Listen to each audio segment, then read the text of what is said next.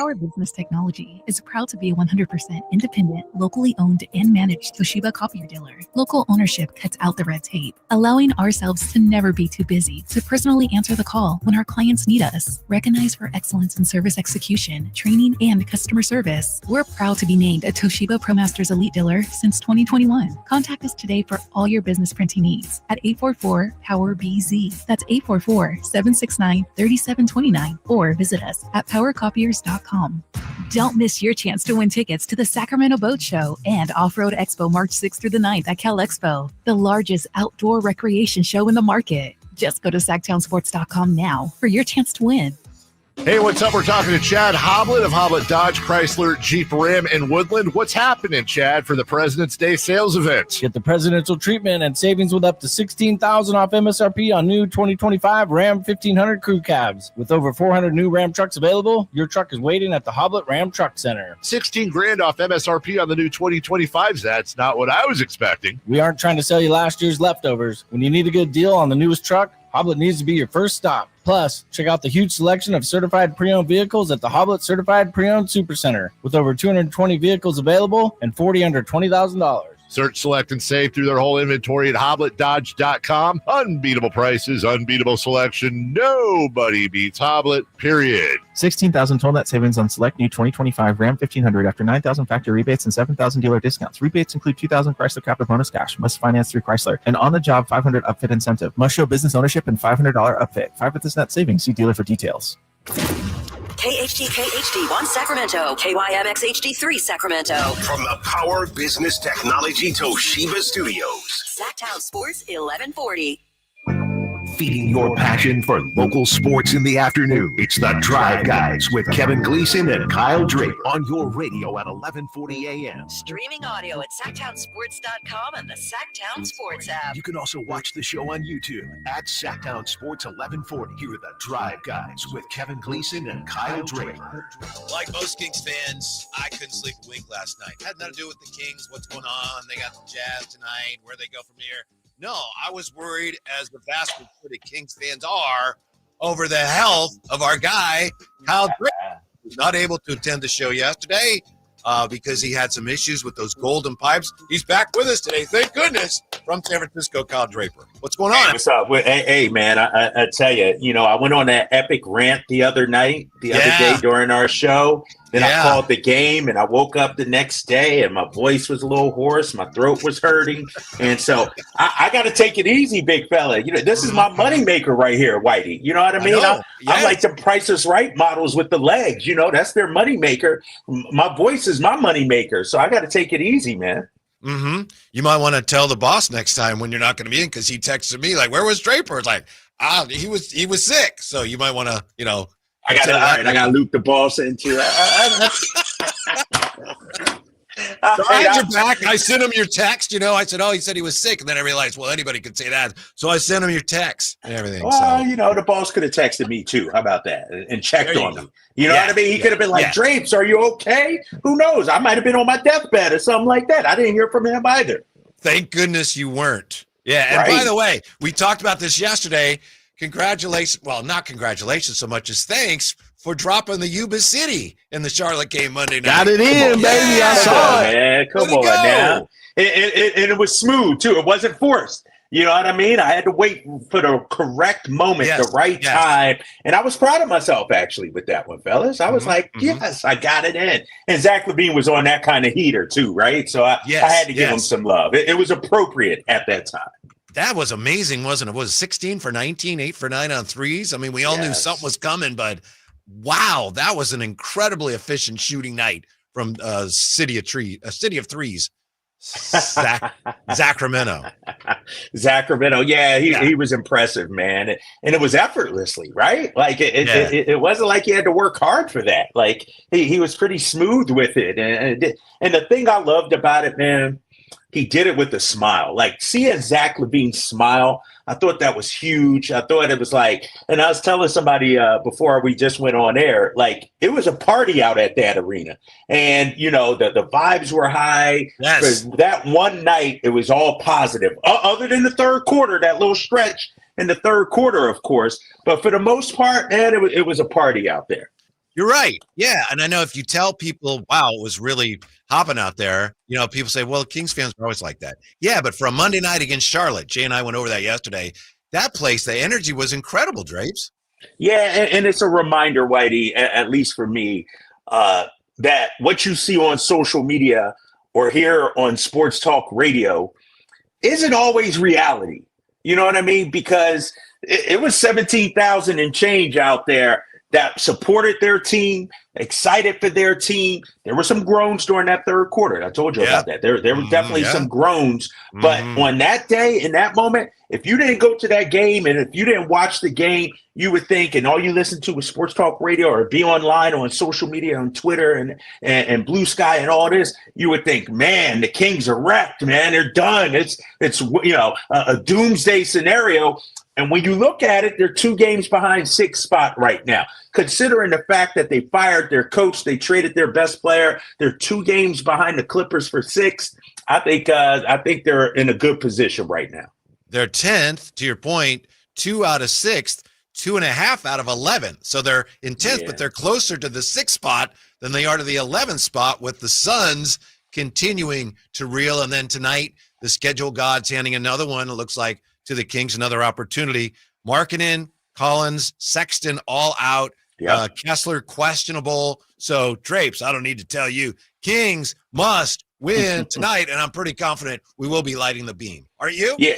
Utah got some nice little young players. They got some young talent, but when you look at this Kings team, man, we got future Hall of Famers. We got DeMar DeRozan. We got Domantas Sabonis, Malik, Zach LaVine. Like we're a much more talented team. And I'm hoping what we saw the other day against Charlotte, the kind of win that you were asking for too, if I might add, Whitey, that's the kind of W you wanted to see. Hopefully we'll see the same, because after this, it gets very tough. And so this is the one you got to have this one tonight, starting this 4-game road trip. How are the fans feeling? We checked the chateau here on YouTube. Steven Torres, Drapes, I just want to say thank you for shouting out Yuba City. It was so smooth. I loved it. It was a cherry on top. I got text calls from family and friends because I heard your call. Love it. Then we also have from Campy, what closet did they put Draper in today? You know what? Let me tell you what, guys. Campio, whatever, however we want to call him here on the show. He's just mad that I didn't text him that I was golfing in his backyard this past weekend. You know what I mean? I was out there at Big Maloney, and I get this Instagram message, and I'm like, who's this person? Normally, I got these randoms blocked. You know what I mean? Yeah. Campio's like, Drapes, how you golfing in my backyard? Ask him if I responded. Campy, did I respond to you? So don't be throwing that shade to me, man. This is a big size closet right here, man. I got big closet. It's a big closet. It's a walk-in closet, actually, big fella. I got 4 TVs over there, so I'm good, man. I'm not complaining about the setup. Some nice comments from Ben to the Young. So, yeah, we're underway here. We're having a good time. Drapes is back, and there's every reason to expect an enjoyable game tonight. Now, you and Jay often point out some fans tend to be negative, and that's kind of the nature of being a Kings fan over the years. You get that, it's a defense mechanism. My point is there are some fans who see that Utah's shorthanded tonight, and they get the heebie-jeebies. It's like, oh, no, if the other team's best players are not playing, that means problems for the Kings. But I'm telling you, that was last year. That's ancient history, right, Drapes? That didn't happen to this team, right? I agree with you, man. I think I'm looking at this roster right now, and I'm talking about Utah. Unless Isaiah Collier or Kyle Filipowski is going to go off for 30, I just don't see it. And I understand you got to respect every opponent. I understand that. You know what I mean? I'm the king of that. But yes, this team, they're not trying to win, Whitey. First of all, as an organization, you know what I mean? The mandate has been put out there. They're trying to get Cooper Flagg out there in Utah. And, if Markkanen and Collins were playing, maybe. But, I feel like at this stage of the season and with this roster, if we come out flat and take these guys lightly, we got bigger problems than just the 10th seed or worrying about Phoenix. I mean, this would be a disheartening loss if we took this L tonight. Yeah. And by the way, I know we've been talking a lot the last few days on the show about tanking. Some are pro tanking. This is another example tonight of what tanking really looks like. It's one thing to look at a roster and say, I think they'd be better off starting over. That's one thing. But then when you do it and you're going through years and years, season after season after season of nothingness, of desolation, it's no fun. It's no fun being a Charlotte fan right now or a fan of the Utah Jazz. No to the tanking. Let's see what this team can do, Drapes. Exactly. And here's the thing, Whitey. You don't tank when, you're right there in the mix. I think I looked at it. The Kings have the 16th best record in the league out of the 30 teams. And so you're right there. You know what I mean? And when you look at tanking isn't necessarily always about trading your best players, because if it was that, the Jazz would have traded Lowry Markkanen, or they wouldn't have re-signed him. They would have traded John Collins. Sometimes it's, all right, you're expecting to come to the game and see your best players and, they're out tonight because of rest and everything like that. He hurt his back, Yeah, and Utah's been doing that all season long. And so imagine being their fans. And who knows? They might not even get it right. I mean, I want meaningful basketball games in April in Sacramento. That's what I want. Mm-hmm. I will say this. Sean Cunningham was on today with Alan. Sean's been around here a long time. He used to work at this station a long time ago. And I agree with him. He said, look, Alan, relax, enjoy the ride. He said, Kings fans know it is a roller coaster. We've been through that for years. You go up, you go down. Where's it going to go? We don't know, but enjoy the ride. And right now, you got another opportunity for a win tonight. We'll see what happens after that. You look at the schedules, like, that could get tough, but enjoy this ride, Drapes, because here it is. It's almost March, and the Kings are playing meaningful games, and I'm with that. Exactly. And here's the thing, man. And we've talked about it for several days now. It's, I'm not looking at the draft in January. I didn't come to Sacramento to be talking about the lottery in January. We finally got a taste of what playoff basketball is like. And now you got a segment of the population saying, let's go back to the dark ages, to the Stone Ages, 10 wins, 15 wins, 18 wins, 20 wins. No, we're right there. We're playing to ask Miami if they should have tanked. Miami's been relevant this whole time. A lot of people thought they should have tore it down. But ask Miami. They went to the finals before. They went to Eastern Conference Finals. I mean, they've been in the mix. And it's something – also, Whitey, let me say this about that. When you're the Sacramento Kings and you have this reputation around the league, you finally shook that by making the playoffs. You finally turned the narrative around, and now you want to blow it up? Nah, I can't do that. I can't do that. Can you can't do that, but can you give us some Drapes takes? Always, big fella, always. Great. We're coming back. Drapes takes from the closet. Closet edition of Drapes takes next on Sacktown Sports. Tonight, Kings and Jazz. Game night with Scott Marsh and the high flyer Henry Turner starts at 4:30. Tip-off at 6. The Kings play here on Sacktown Sports. Sacktown Sports, 1140. At Stockton Honda, we know how to honor a great deal. Like right now, during our President's Day sales event, you can find star-spangled savings on some of our best models. Why not stop in today and see for yourself?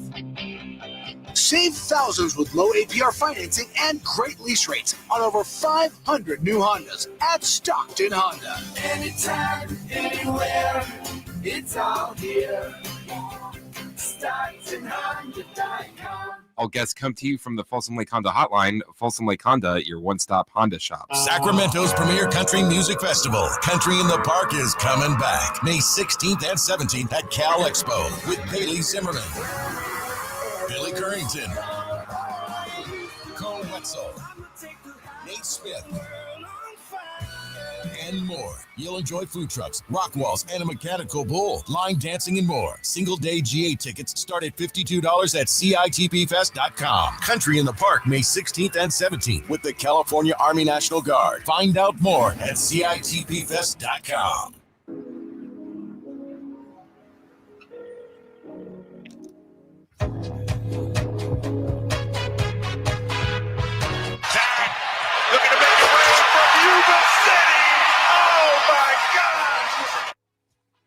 Your afternoon home for Kings talk and so much more. The Drive Guys on Sacktown Sports. Well, we should have Drape's takes coming up. I don't know. We have Drapes. I can't see him on my screen. Did we lose him, Jay? Yeah, he's popping in and out. We got him. We're going to bring him back here. All right. Yeah, we get Jay and Whitey and Kyle Draper from San Francisco. He's got the pre- and post-game duties tonight. Kings against the Utah Jazz. As for this notion, Jay, I know some people look at who the Kings are playing and look at the fact that Markkanen's out, Collins out, Sexton out. Walker Kessler, questionable. A lot of people look like, and they get scared by that, Jay. But you being Mr. Positive, you don't want any part of that, right? You don't want any part of that negative thinking. Oh yeah, don't worry about that, man. It's gonna be. I told you, I'll do it. Overnight brisket smoke out. Hey, get your brisket ready. Make sure it's nice and fluffy. Hey, this thing gonna be a 12-hour smoke out. I'm expecting 20 or more. All right. Drapes, before we get any further, we got Drapes takes coming up. People are referencing here, I guess Carmichael Dave was talking about you on his show today. I'm not sure what he was. I'm not saying he was bad-mouthing you, but what is going on here with you Alan? You're talking about Alan, and Alan talks about you, and you talk about Dave, and Dave's talking about you. What is going on here? Funk in the city? What did Jay and I found ourselves in the middle of? I don't know. I didn't listen to Carmichael Dave. I will say he texted me last night and said wanted me to come on his show. And I told him I couldn't commit just because I wasn't feeling well. And so I didn't listen this morning. I don't know.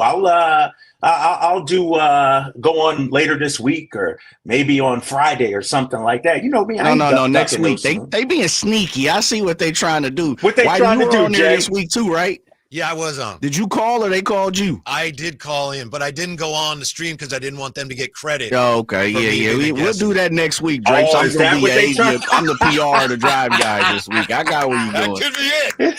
Is that what it is? Oh, come on, man. Hey, they don't love you, Drapes. Don't worry about it. All right, I know. It's a setup. That's what it sounds like to me. I don't know about you guys. How come they ain't invite me on when we were winning 7 in a row? How about that? You know what I mean? When we were winning that 7-game winning streak, they didn't invite me on. What's up with that? All right. We invite you now to sit back, relax, and enjoy Drapes Takes. Calm down, Lion. Calm down. Take it easy, man. Just take it easy.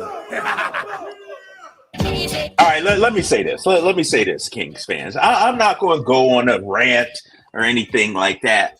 I'm going to just say this roller coaster that we're on, if you want to stay on it, good for you. More power to you. But what we saw the other night is reason why we can't be yo-yoing like this. We can't be getting our chain yanked left and right. What was the narrative before the game the other night? Oh, Zach LaVine, he struggles. He needs to be more aggressive. Oh, Zach LaVine or DeMar DeRozan needs to come off the bench. Calm down, Kings fans. This is going to be a muted Drapes Takes, Whitey. I'm not getting my blood pressure up. My boy Zach LaVine did what I expected him to do. He's a big-time scorer, a big-time talent. And I said to Katie during the broadcast, and I think we need to understand, Kings fans, you can't just pop Zach LaVine, DeMar DeRozan, Malik Monk, and Domantas Sabonis and the rest of the crew in the microwave and expect to have this beautiful dinner. Zach LaVine has played a total of 8 games in the Kings uniform so far. I said it before the season.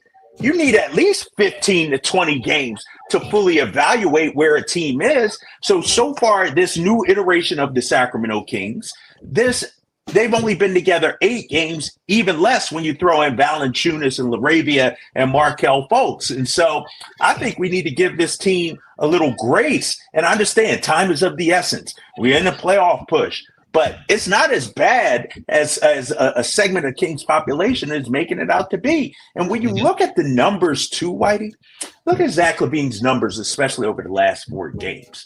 This guy just hopped off a plane and started playing in Sacramento. New teammates, new system, new coaching staff. We're still averaging better than 20 points per game. Now we're seeing the efficiency come in.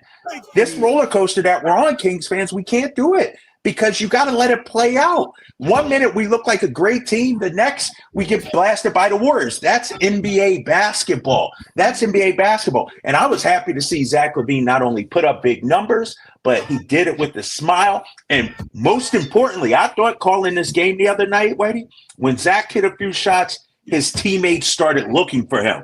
That's the sign of a team starting to come together, if you know what I mean. That's not a bunch of individuals out there hooping. So I was encouraged by what I saw the other day from Zach and the team against Charlotte. You're talking about the emotional fan roller coaster, but as far as the team that's been a little inconsistent, we were talking about that yesterday. My take has been, hey, they're not very good defensively, so you're prone to that. But Anthony Slater said one of the reasons they're up and down as a team this year is because they've been through so much. Now, if that's true, and that would make sense, then maybe as things stabilize, they are going to become a team that plays more consistently the rest of the way, which bodes well for what they're going to do the rest of the season. And here's the thing, too, Whitey, to your point, and I mentioned it last segment, and Kings fans, we understand this. We fired the head coach. We traded our best player. We brought in 4 new players, and we're only 2 games out of the 6th seed. If I'm said at the beginning of the season, in March, as we go into March, we're 2 games behind the 6th seed, I think a lot of people would take that. Like, okay, we're in the mix. We're in the fight. And so let me ask you this, Kings fans. If our season is wrecked, if our team is so bad, if we're so trash, what do you call the Clippers? Are they saying that too? What do you call Minnesota? Are they saying that too? What about Golden State? We're only a game behind Golden State. Are they saying that too? I think we got to, consider everything this team has been through to be above 500, to be 2 games back, to remake the team on the fly. I actually think we're in a good position. Now, I understand the schedule is going to be tough, and it may not pan out that way. But hell, Whitey, this is a new team. How many of these guys were here 2 years ago during being Team 1? Domas, Keegan, and Malik, if I'm correct. That's it. We're remaking this on the fly, and I think they're actually doing a hell of a job. Look at the last 10 games for the Sacramento Kings, right? You pull up the standings. Look at the last 10 games, and look at everybody around us. Golden State, they figured it out. But if you look at everybody else around us, I'm talking Minnesota. I'm talking Dallas. I'm talking the Clippers. I'm talking Phoenix. I'm talking San Antonio. They're right where we are, 5-5, 4-6, 3-7. We're in the fight right here. And so I give this team a lot of credit. Are they where we want them to be? No. But considering everything that has gone on, we're one of the 16 teams in the league that are above 500. I think things could be a whole lot worse than what some out there are painting it. I did say before the Charlotte game that Zach needed to be more aggressive. I'll give you the ton of credit. You've been on the Zach LaVine bandwagon for a long time. A lot longer than you going way back. But we disagreed a little bit, and I said he's got to be more aggressive. And Drapes, I think he was, and I think that paid off Monday night. Well, he took 3 more shots. If that's being more aggressive, I mentioned it before. He's averaging 16. He just made his shots this time. 16 to 7. He only took 19, but he looked for his shot more. Yeah, but the first half, it came in the flow of the game. What people don't understand about Zach LaVine, numbers-wise, he was better in the first half of the game, 22 points. Second half, he scored 20. Obviously, he had the big fourth quarter knocking down all those threes. But to me, and I'm going to say this, watching this offense, I don't know if you noticed it also, Whitey, they tweaked the offense a little bit. Remember, we went into the game I don't know what the hell they're running half the time. They played through Domas a little bit more, I felt. And Domas looked for Zach a little more. And Zach, played off the ball. I thought the only stretch where we really struggled was in that third quarter. And I felt like we resorted back to that one-on-one basketball, throwing the ball away, getting sloppy. I thought I saw a change in the Kings offense in that game, mostly running through Domantas Sabonis, who had 7 assists. When's the last time Domas had 7 assists? His assist numbers have been down as of late. And so it was good to see us run through him a little bit more the other night. Yeah, it's just great that you got another opportunity against a lesser team. That doesn't guarantee anything, but as you're trying to piece things back together, it's almost like the last game was like a glorified scrimmage. And I mean, no disrespect to the opponent tonight, but you've got an advantage here, the opportunity to take advantage of a team that just is not playing very well and isn't even playing their best guys. Right. Exactly. These are that. But here, and you'll agree, these are get right games, right? You start to feel good about yourself, build some momentum. That's what I'm looking at tonight. I also want to give the bench a shout out too, and specifically Trey Lyles. I thought Trey was huge in that game. He only played, how many minutes did he play? 12 minutes and change, Whitey. But That's 8 right. points and 4 rebounds. Didn't play at all in the first half. The team was struggling in the third quarter. Trey Lyles came in, hit a couple of big threes. That's being a professional. That's staying ready. That's not pouting on the sidelines. That's being ready with your name being called. And so give him some love. Also want to give Markelle Fultz some love also. And not only Markelle was 2 of 7 from the field. I don't care about that. But him and Jake LaRavia, the defense that they played, I thought they also changed the game a little bit. They hounded and harassed Jay's boy, LaMelo Ball. LaMelo was pretty much a non-factor out there. And that was the only way Charlotte had a chance, is if LaMelo went off. And I thought the reserves, LaRavia, Markelle Fultz, did a hell of a job. I still don't think there are enough Kings fans who realize how good Markelle Fultz is defensively and how much he helps them at that end. I think that's his main contribution to this team so far. Exactly, Whitey. And I got the numbers here. I got the box score.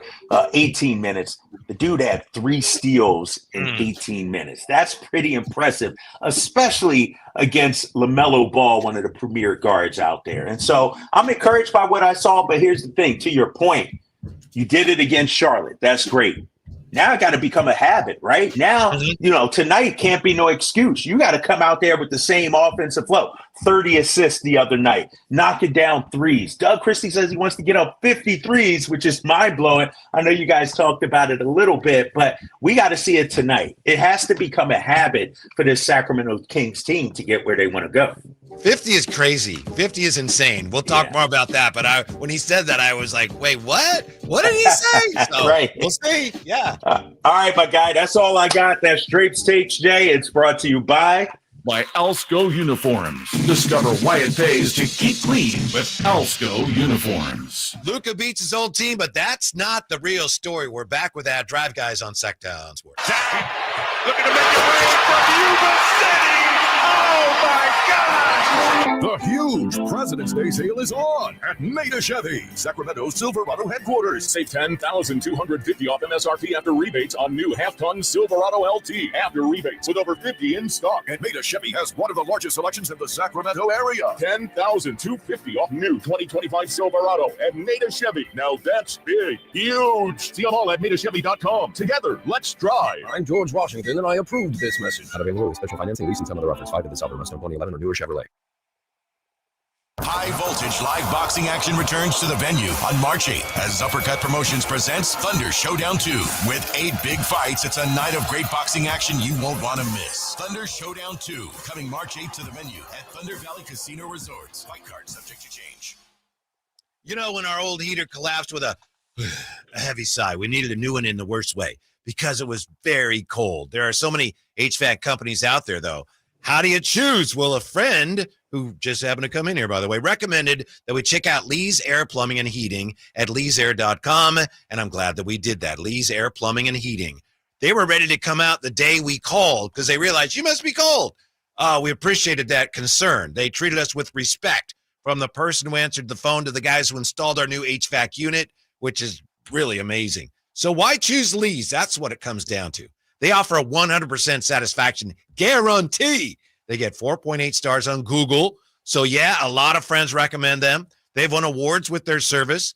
They've spent more than 40 years serving the Valley's HVAC heating and plumbing needs. You can trust Lee's with installation and repair of your AC, furnace, water heater, plus residential and commercial plumbing repair and commercial HVAC services, too. You can find out more at leesair.com. Check out their mission statement, which is all about serving customers and community. And check out their $99 HVAC tune-up special. Let Lee's take care of you the way they took care of me, and they definitely took care of me, treating us like family while setting us up with an HVAC system that has improved our quality of life. Lee's Air, Plumbing, and Heating, license number 635355.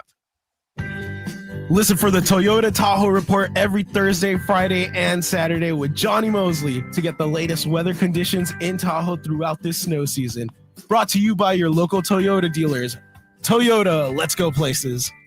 Hey, it's Carmichael Dave for my good friends over at Jiffy Lube, and they want to show some customer love this month with their February oil change deals you can find online today.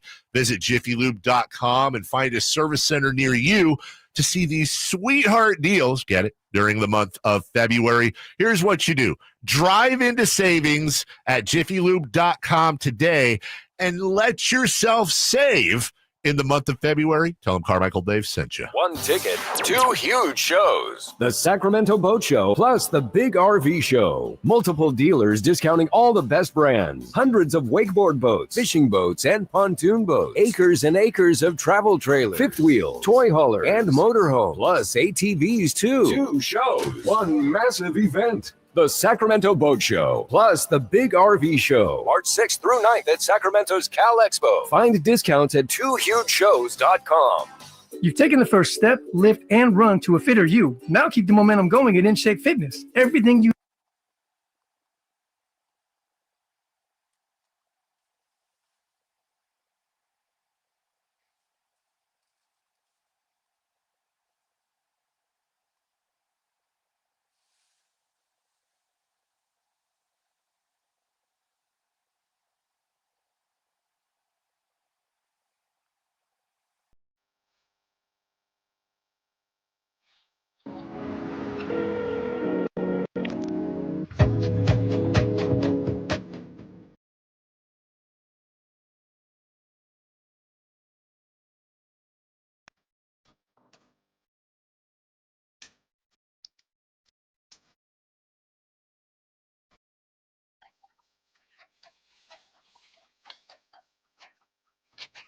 Drive, guys.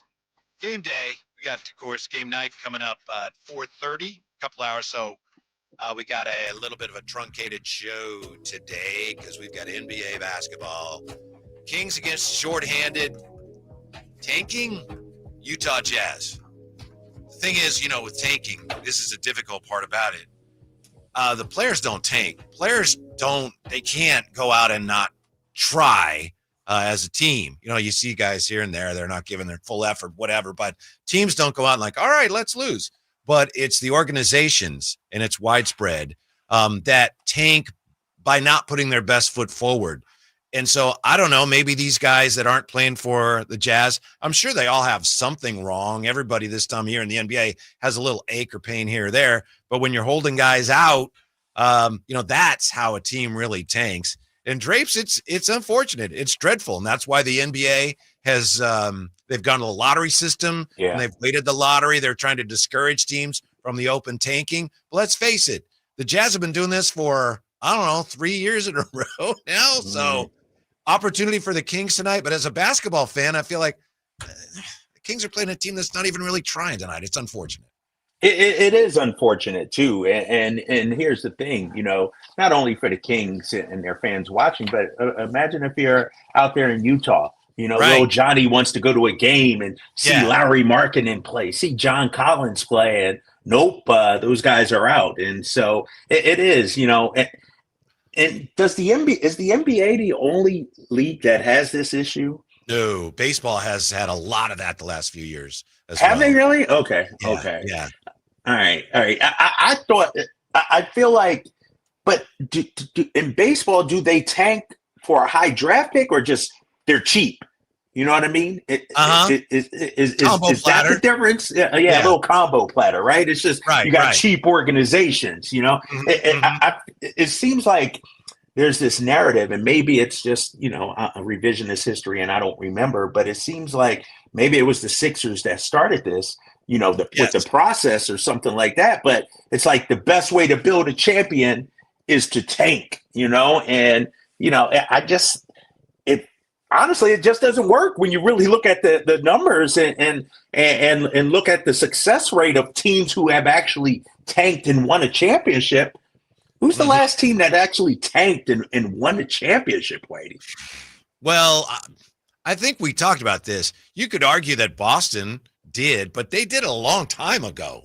If they tanked, it was a long time ago. And by the way, it's the same guy who ran that, who's now running Utah. Danny Ainge trying to work the same sort of thing there. But to your point about the Sixers, with Sam Hinkie, right? He was the one that really went to what they call tanking. It used to be teams are rebuilding, and every so often a team would tear it down. Oh, they're rebuilding. But when the Sixers did it year after year after year after year, that's when we started talking about tanking, and that's when the NBA decided they needed to do more about that to try to discourage teams from seeking those highest draft picks. But it really hasn't worked because teams are still tanking, Drapes. Yeah, it hasn't worked. And, I look at it like this, Whitey. The best way to win a championship is to just get your draft picks correct. Hit on the picks that you have. Giannis was not a number one draft pick. Jokic was not a number one draft pick. And you see, Steph Curry was not a number one overall draft pick. You got to hit on the players that you select. In every draft, there's going to be guys drafted later in the rounds, after number one, that turn into Hall of Fame caliber players. And so it's not about getting the number one overall pick. To me, it's about drafting the right player when you have that opportunity. Right. Maximizing that chance. By the way, here I am talking about how the Jazz are tanking. I don't know what's going to happen tonight because I know Monday the Jazz were without Markkanen, Collins, Sexton, Clarkson, and Kessler. They erased a 13-point deficit. They did lose by 2, but they made it a game even without all those guys. So who knows what's going to happen. But the Kings need to take care of business, Drapes. They should take care of business. The Kings must win tonight. They must win. And Utah, I think, is going to put up a fight. I don't, to your point, they battled back the other night. And they have guys looking to prove. Like, look at some of their draft picks. Isaiah Collier, first-round draft pick. Keontae George. Yep. Your boy Cal was just going to say Keontae George. Kyle Filipowski, who a lot of people thought should have been a first-round pick. So they got some young, hungry players looking to make a name for themselves. And so, I think it's going to be an exciting game. And the Kings got to come out with the requisite mindset, too. Mm-hmm. This ain't going to be, let's just show up and blow these guys out. Stick to the game plan, which they sort of did the other night against Charlotte. And then let's have the party in the fourth quarter. Let's start smiling and celebrating in the fourth quarter. Now, I got a question for Jay because we got to talk a little bit here about the game last night. Luka against his old team and the Lakers, they emerged victorious there. But before the game, Luka and Jumpman 23, which is the brand, right? That's the branded shoe. They paid for Laker fan parking. Yeah, you saw that? Yeah, and I'm thinking if Drapes really want to make more inroads with Kings fans, what do you think, Drapes? Hey, as long as I get that Jordan brand money, you know what I mean? As long as I got the backing of Jordan brand, I'll take care of everybody. No doubt about that. No, I thought that was cool, man, because they came out with the ad, the commercial, you know what I mean, before the game, a few hours earlier, and everybody's like, oh, and then you saw Luka changing the license plate from Texas to California. And then to pay for the parking, and that's impressive. They're doing it right out there. That's a good PR team, good PR squad. And if you guys have noticed, I don't know if you've seen this, every car that Luka's pulling up has got the purple and yellow of the Lakers, and he's got the 77, but he's got the Jordan brand. So it looks like a F1 car or a NASCAR, a super sponsor. Have you guys been seeing his cars? I've not seen that. He pulled up with like a 66 Mustang last week. I just saw a Lambo he just pulled up in. So like they're definitely pushing hard the promotion of Jordan brand for sure. Well, I could see like Kyle Draper and Kirkland brands are paying for your parking, for one of these games. Right. I'm sure. I don't know about that, man. That's Alsco, man. That's Alsco. My guys at Alsco might do that. I'll pay for 5 people to park. How about that? I'll pay for about 5 people. That's about it. That's something. That's about it. Yeah. Okay. Exactly. What you and Jay offering up. Exactly. I got nothing. Come on, man. The BSEs and the Broken Spring experts. Right, exactly. I'll work on it. I'll see what I can do. Yeah. So Luka beats his old team, and he was snarling at the bench, and Shaq says he should have been more petty.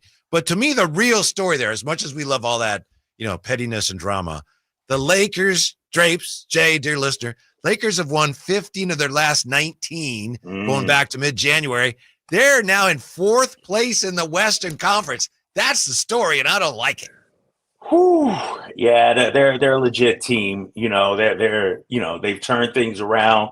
JJ Redick's talking about LeBron's defense, which is crazy, but apparently LeBron's playing some good defense as of late. I will say, watching them last night, they still need a big man. Jackson Hayes is a nice player. He's fine. But, that's their weakness. And we got to remember, Dallas didn't have Davis, Gafford, Lively. And so you go up a team with a Jokic or you go up a team with the size of OKC, I think that's when the Lakers will have some problems. But is it too early to say that Luka and LeBron is working though? You remember that chatter from other people out there that, they're both ball dominant. It's not. I think it works actually, right. Watching them. Yeah, I think that's mainly up to LeBron. Well, it's up to both of them a little bit, but yeah, it is working. Good for them. And why not? If LeBron seriously at the end of his career wants to maybe make another run at something, why wouldn't he make the adjustments? What'd you think of him last night, leaving the floor in the final seconds, not shaking anybody's hands, going straight to the presumably, the trainer's table?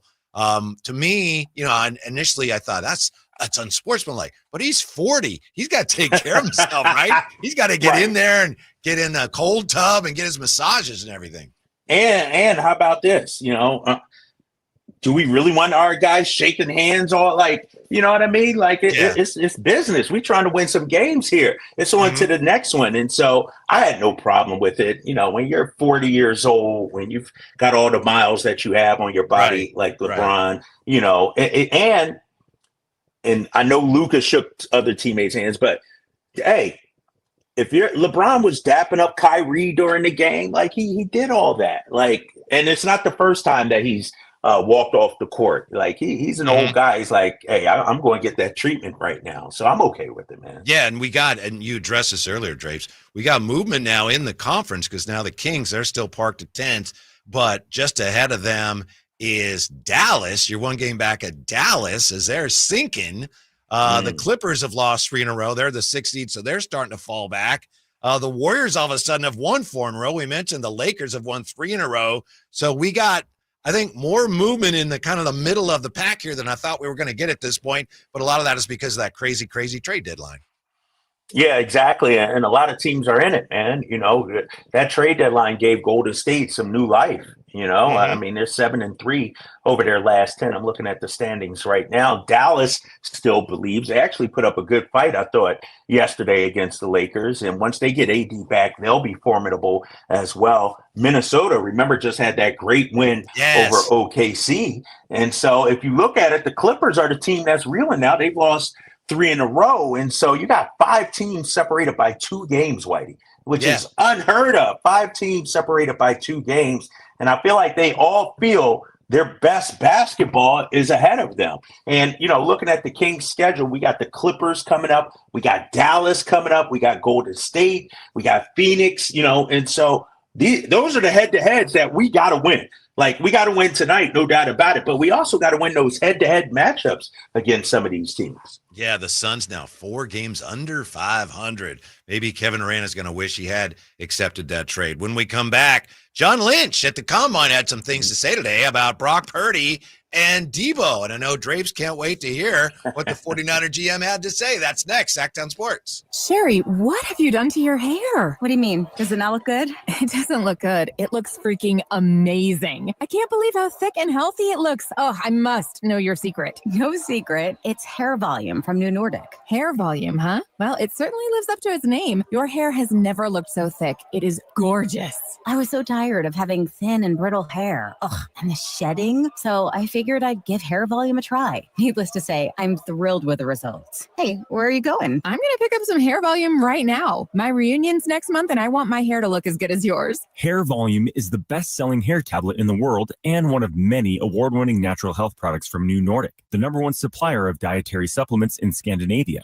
Purchase at newnordicusa.com or your local CVS. Available as a tablet or delicious gummy. Help your hair look full, voluminous, and beautiful again at new NORDICUSA.com or CVS. Whitey here, reminding you that not all grills are created equal and every detail matters. Check out the new Napoleon Prestige and Rogue models and see the difference a Napoleon makes. Napoleon grills have features other grills can't match. They're built different, built better, built to last. Complete with a lifetime warranty and premium stainless steel, boasting absolute quality. Napoleon knows that the smallest details add up to make a big difference when curating your perfect grilling experience. Visit Green Acres Nursery today for your best selection of Napoleon grills and accessories. You've taken the first step, lift, and run to a fitter you. Now keep the momentum going at In Shape Fitness. Everything you need to keep your workouts from feeling like work is here. From high intensity to low impact, we are In Shape. You are ready. Join online today at InShape.com.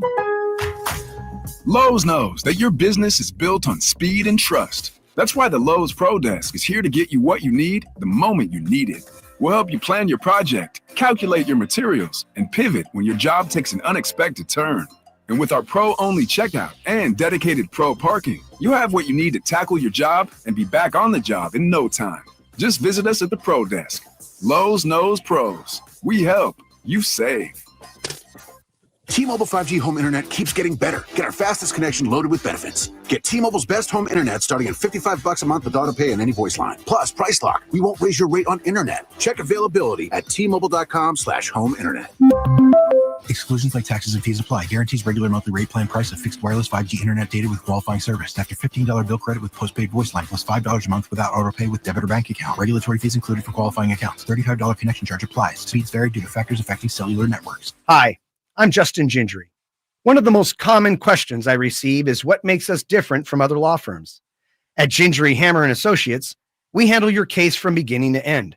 Whether your case reaches a settlement, whether we need to file suit, or even take it all the way to trial, we will be with you along the entire way. And because we are committed to you and your case, we are as invested as you are in making sure you get the outcome you deserve. If you have an injury, just call Gingery. Hurry in and save big during Honda's President's Day sales event at Folsom Lake Honda, your one-stop Honda shop. Hurry in and save on our best selection of new Hondas. Each is priced to sell now. Folsom Lake Honda is your one-stop Honda shop for great pricing on a giant selection of new CRVs, HRVs, Civics, and Accords with low finance and lease options. Plus, get an instant cash offer for your trade. Get to Folsom Lake Honda or go to FolsomLakeHonda.com. Folsom Lake Honda, yeah, your one-stop Honda shop.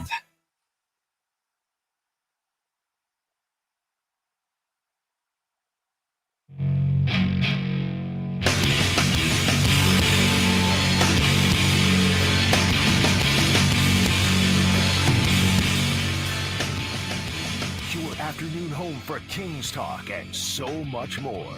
The Drive Guys on Sacktown Sports. Got Drapes in San Francisco. I don't think Jay is going to like this. We mentioned the Lakers playing well. They had the big win last night over Luka's old team. They've won 50-19.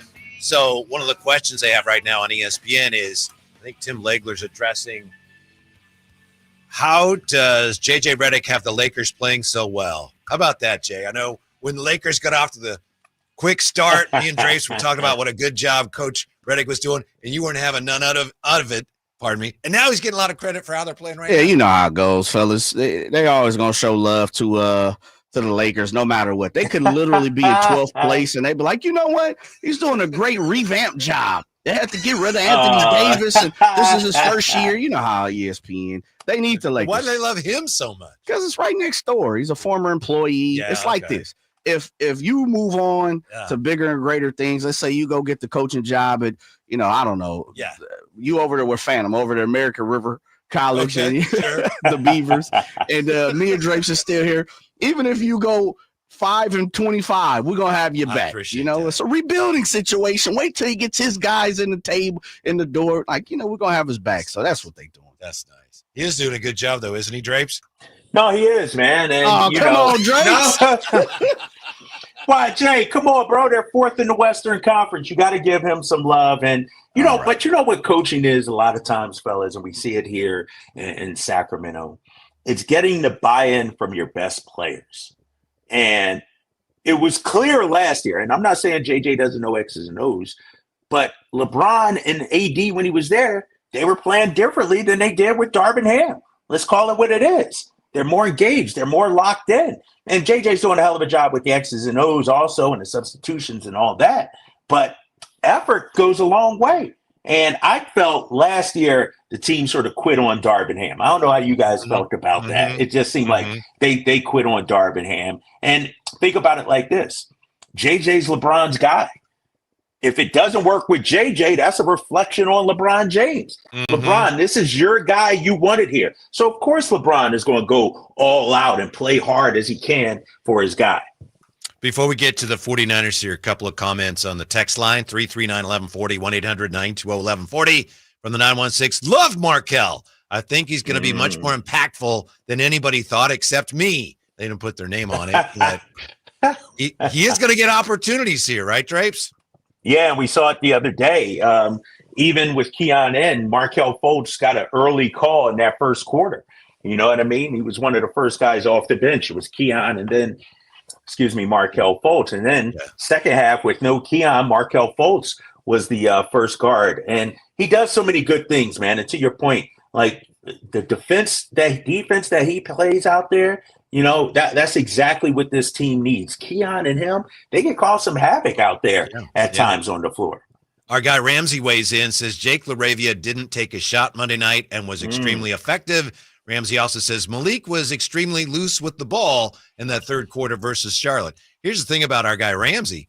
Yesterday, Drapes, you weren't here, so Ramsey filled in for you on the Wayback Quiz, and he did not get the win, and I think he's still looking for his first win in the Wayback Quiz. And this is a guy who knows a lot about sports. If he doesn't win, he can't qualify for the Tournament of Champions, so he's going to need a win at some point.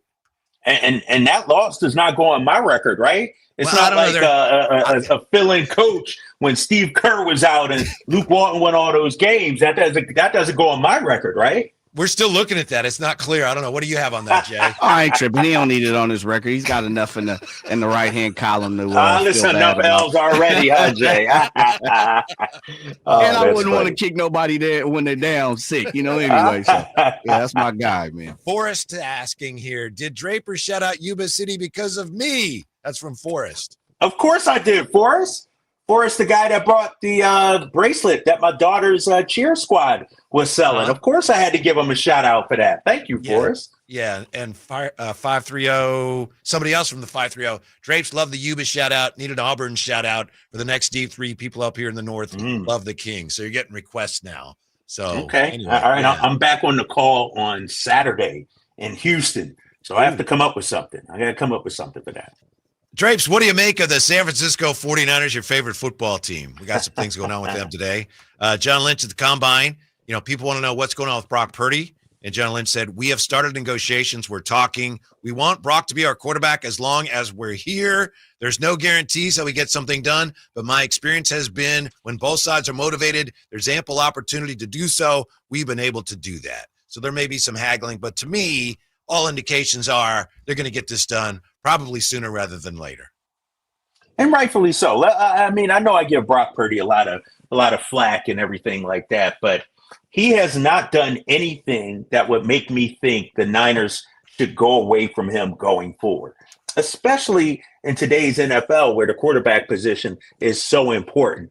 I'm not saying Brock's a top 5 or top 8 or top 9 quarterback, but he sure as hell is better than more than half the guys that are starters right now. And so if you don't re-sign Brock, where do you go to? Who do you turn to? And so he should get paid. Now, is he a $60 million a year guy? Of course not. I don't think so. But $50 million is just the market for the quarterback situation. They should lock him up. I think, and we saw without Brock, what was it, a couple years ago, I think it was, they don't have, a backup plan, a plan B, if you will. Right. You know, unless they went out and used that number 11 pick this year and draft one of the quarterbacks. Like, Brock is young enough. He's good enough. And you got to let the guy develop too, Whitey. As much as I get on Brock Purdy, I mean, this was only his second full year as the starter. You got to let the guy develop out there too.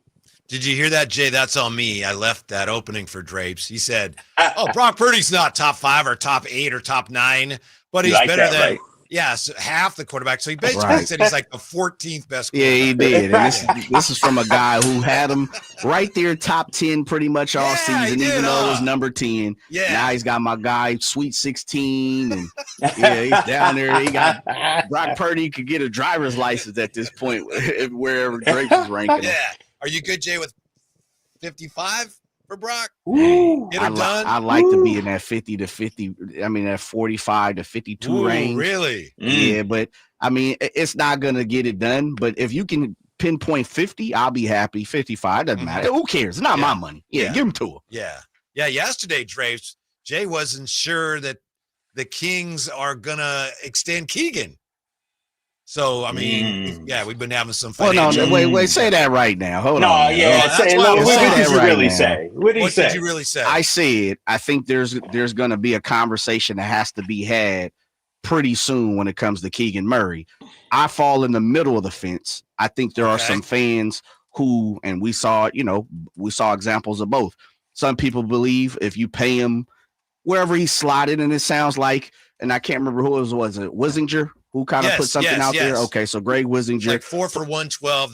That's Trey Murphy. Yeah. Right, and then at the top was about 180, and that was Şengün was. I think Şengün was about 160 or something. Cade Cunningham got a big deal. Yeah, he's 210 or something around there. So let's just say, Drapes, if you take T. Murph at the bottom, which is 4 for 112, and you take the top, which is Cunningham, or Cunningham's a little bit, but I think Şengün was 160. So I think if you go 160, 180, if you put Keegan around there, let's just say he's 4 for 150. I think some people would believe that he would be considered overpaid. I think opposite, kind of which is what Whitey is saying, is because it's slotted, you need to hold that position because it's easier to be able to spend something down the road at $30-40 million in between. You know, he's a spot holder. And so I'm more on the spot holder position. I think you have to sign him. You got to believe in the next couple of years. But I also believe there's going to be a high contingency of Sacramento Kings fans who continue to keep on saying, give it to me or else. We saw it with Harrison Barnes, and I think we're starting to see that with Keegan Murray right now. Well, what kind of contract would you guys give him? Not with the team. Like, what kind of contract? We did this exercise with Brendan Ayuk with the Niners. You know, we just did it with Brock Purdy. Well, $55 million, that's too much. 50, okay. What about Keegan Murray? You mentioned all these other guys. I got it right here, Jay. Şengün signed for 5 years, 185. 185. Ooh. Murphy, Trey Murphy, 4 years, 112. Like you said, I'd do that. Give me a per year average, Whitey, on what you would give Keegan Murray. I wouldn't have a problem giving him 30 because that's still a reasonable percentage of my cap. But the other thing is this: if the Kings didn't want to do that for whatever reason, you don't extend him, then he becomes a restricted free agent. So you could still match anything. Now, I wouldn't do that, but teams don't ever do that. But I think they should look into that more often. It's considered an insult or something. Yeah. But there's a reason you have that's in there, that's available to teams. That's an option too going forward. But I think they'll sign him. I don't think it's going to be a big deal. Well, but I agree with Jay. There are going to be some fans that are going to say he's not worth that. But I think look at the team down the street, what they did with Kuminga. Yeah. You know what I mean? It could be a Jonathan Kuminga situation. You know, you're talking $35 million for Keegan Murray, $30 million. That's a lot of change. And I can see Jay's point. A lot of people, you sign that kind of contract, you can't just be a fifth starter. You know what I mean? You ain't no fifth starter. You got to be one of the guys. Think about it like this, fellas. We didn't even want to bring in my boy John Collins because he was making 20-something million. 25. You know what I mean? And so, and look at John Collins' production versus Keegan. I understand Keegan's a two-way player, but with a big contract like that comes expectations. You know, Murphy made that leap this season too. Like the way he's balled this season, Keegan would have to take that leap, I think. I tell you what, I know we got to break. The other part of it too, Drapes, is it becomes this. You brought up Kuminga. I also say just here in Sacramento, you look at Harrison Barnes and also look at Kevin Huerter. Like Kevin Huerter he didn't get the longest of the leash and he was making $16 million. And so I think people around here are going to equate, like you said, expectations with money. And if you go 4 for 150, that's 35 million, you know, like that type of money, people going to have some expectations for Keegan. Right. Yeah, that's true. The Kings conversation continues when we come right back. We'll look at 3 areas of improvement that the Kings have been working on the last few days. That's next. Drapes in San Francisco. It's the Drive Guys, Sacktown Sports. Getting your guaranteed maximum refund with TaxSlayer feels like discovering a refund tree has grown in your backyard. I'm the refund tree. Sawing off its branches. Hey. Feeding them through a wood chipper. My branches! My beautiful branches! And dancing in its refund rain. Start for free and get your guaranteed maximum refund. TaxSlayer. File fearlessly. We rely heavily on our HVAC systems during the cold valley winters and hot valley summers. That's why there are so many HVAC companies out there. So when you need a new system or a tune-up, where do you turn? I turned to Lee's Air Plumbing and Heating. Once our heater checked out, we checked in at leesair.com. The entire experience exceeded our high expectations. You want prompt service from people who know what they're doing, can save you money, and will treat you right. For your HVAC needs, Lee's Air Plumbing and Heating, on the web at leesair.com. Ask about their $99 HVAC tune-up service. License number 635355. Danzig Live. With special guests Down, Abath, and Chromax.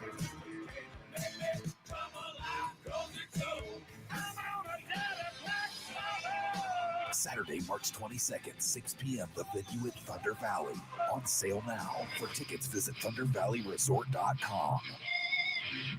Don't miss Danzig.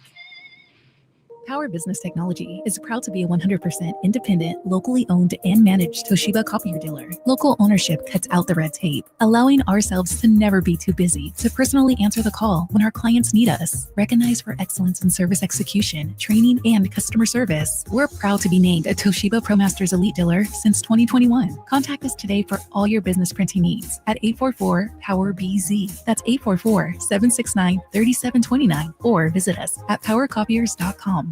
Don't miss your chance to win tickets to the Sacramento Boat Show and Off-Road Expo March 6th through the 9th at Cal Expo, the largest outdoor recreation show in the market. Just go to sacktownsports.com now for your chance to win.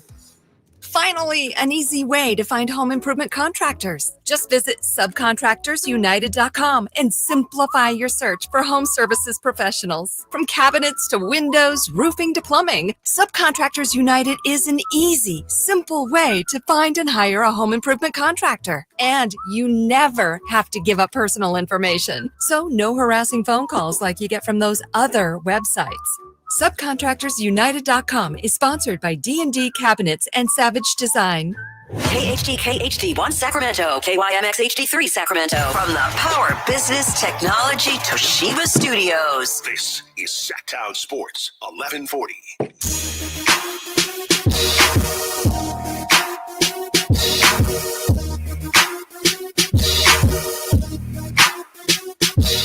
Live and local, it's the Drive Guys. Watch the show on youtube.com/Sacktown Sports 1140. Or listen on the Sacktown Sports app. Drive Guys with you in the chateau here. We got Nurko saying, honestly, I'd rather give Keon Ellis a bigger contract than Keegan Murray, but that's all down the road. Ward says, I'm calling a huge Levine dunk tonight. We got Drapes in San Francisco. People wondering about exactly where they have you today, Drapes. What, you got your shoe up there? Is that your shoe we're seeing? What is that on the? Oh, let me see. Move your cup, man. I just text you that. Oh, yeah. That's My bad, big fella. My bad. That's must be trying to get another advertisement or something. He said my shoe. I couldn't tell what that was. Yeah. So hey, at least it's not a red Solo cup. You know what I mean? Back in the day, the red Solo cups. Right. Who are you sharing the desk with this evening? I'm with Morgan today. Okay. All right. Morgan Reagan. Yeah. Mm-hmm. Looking forward to Kings and the Jazz. 3 areas of improvement the Kings have been working on, according to those who've been observing some practices: turnovers, spacing, and 3-point volume. Where do you want to start? Of those 3, Drapes, where do you want to start the discussion? I mean, the sexiest one is 3-point volume, right?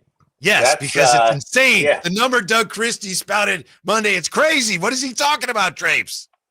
What's wrong? Hey, he's taking a page out of the Celtics book, right?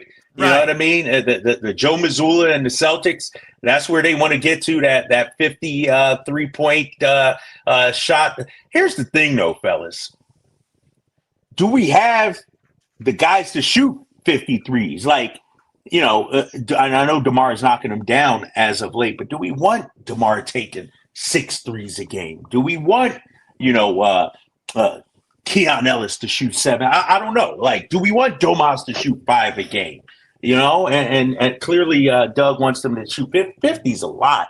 Yes. Even the Celtics, who are trying to get to 50, they can't even get to 50. They're at 48 threes per game, but 50's a lot, man. I know. So, I'm sure you saw it. Well, maybe you didn't, because I know you just finished the game. But Doug, after the game, looking at the box score, and he's breaking things down, and he says, 38 threes, that's a little light. 50's my new number.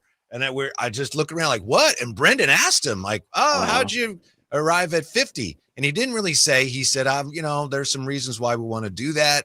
To your point, Drapes, if this team were to get to 53s a game or anywhere near it, I think Keon would have to take a lot more, and I'm sure they want Zach LaVine taking a lot more. That was out of left field, because the Kings have not taken 53s in a game all year. They haven't done that since April of last year. So I'm not sure what's up. It's very interesting, and I'm sure there's a method to the madness, but let's make no mistake. It is madness to talk about this team shooting 53s a game. Especially, I'm looking at it. We're 20th in the league in attempts at 35.9. So he wants 15 more per game. Like, it'd be different if we're like, second or third. Hey, guys, just up it a couple more or something. He wants us to up it, 33% more threes per game. And it's like, ooh, I don't know. And I think I did tune in yesterday and hear you say, it may be like, all right, I want 50, but really I'll settle for 40 or something like that. You know what I mean? You tell them more so that they can, inch up a little bit. And so that's insane. And I'm trying to, how about this, Whitey, too? Because there's this notion, and this is Doug's idea, and this is, analytics will say, the more you shoot threes, the better. But then I'm looking at the standings and the teams that shoot a lot of threes. Boston is number 1 in 3-point attempts. Great team. Number 2, Chicago. Number 3 is Golden State. They're playing much better, but it's not like they're a top 5 team. Number 4 is Cleveland. Good team. Number 5, San Antonio. Spurs ain't great. No. Charlotte's not great at number 6. Guess who's number 7? Utah. Like, so you got 4 of the top 7 teams taking threes are top, are bottom 5 to 10 in the league. And so I don't know, like, the method to that madness, it's not equating to me. The numbers ain't adding up to me. Here's the other thing, and Doug isn't the only coach that does this, so I'm not singling him out, but when teams talk about this is our target number, we want to shoot this many threes, doesn't it depend on who you're playing, how they're playing you, how's everything going, how people, how the game's going, who's making shots? I mean, to me, it doesn't make sense to say we're going to shoot 40 every game. Some games you're not going to want to shoot 40 or 50. I don't understand that either. Exactly. And what if a team doesn't have a center, no big man, and so where going to the rack would be a whole lot easier. It's I'm looking at some of the numbers here, Whitey. It's more important. And Jerry, I'm sure would agree with this, our boy Jerry Reynolds, making threes. Yeah. Right? When I look at the top 3-point percentage teams in the league, Cleveland, number 1, Milwaukee, number 2, Denver, number 3, Phoenix is an outlier at 4, Minnesota, New York, Memphis. Like, now you're talking about, it's, and you look at a team like Denver, Whitey, they're 3rd in the league in percentage. But guess what they are in attempts? They're probably Denver. Yeah. Denver's not. They don't jack them up. They're dead last in the league in 3-point attempts. 30th in the league is Denver, and so they've been doing that. They've been approaching it that way for a while now. Yeah. To each his own, I guess. If Doug wants to go that route, good. We'll see how it works out. But I don't think getting up 50 is the end all be all. That's some think it is. Definitely some that should be interesting to keep an eye on. Now, as far as the turnovers, another thing they've been working on to me on that, Drapes, turnovers are going to happen, especially when you're getting out in transition. It's just the absolute brain dead, unforced turnovers that have to stop, right? Those are the ones that you have. Those are the ones. Yeah. Exactly. And what did they have? 8 turnovers in that first half and then 8 in that third quarter the other night. And it's like, what are they doing? You know, it just doesn't make sense out there. They're running around chicken with their heads cut off. And I got the box score looking at some of the numbers from that third quarter. It was equal opportunity, turnovers. Malik had 3 in that one.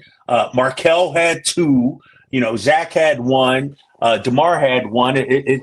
One thing and I think you've touched on it before, it seems to become contagious too. That's the problem.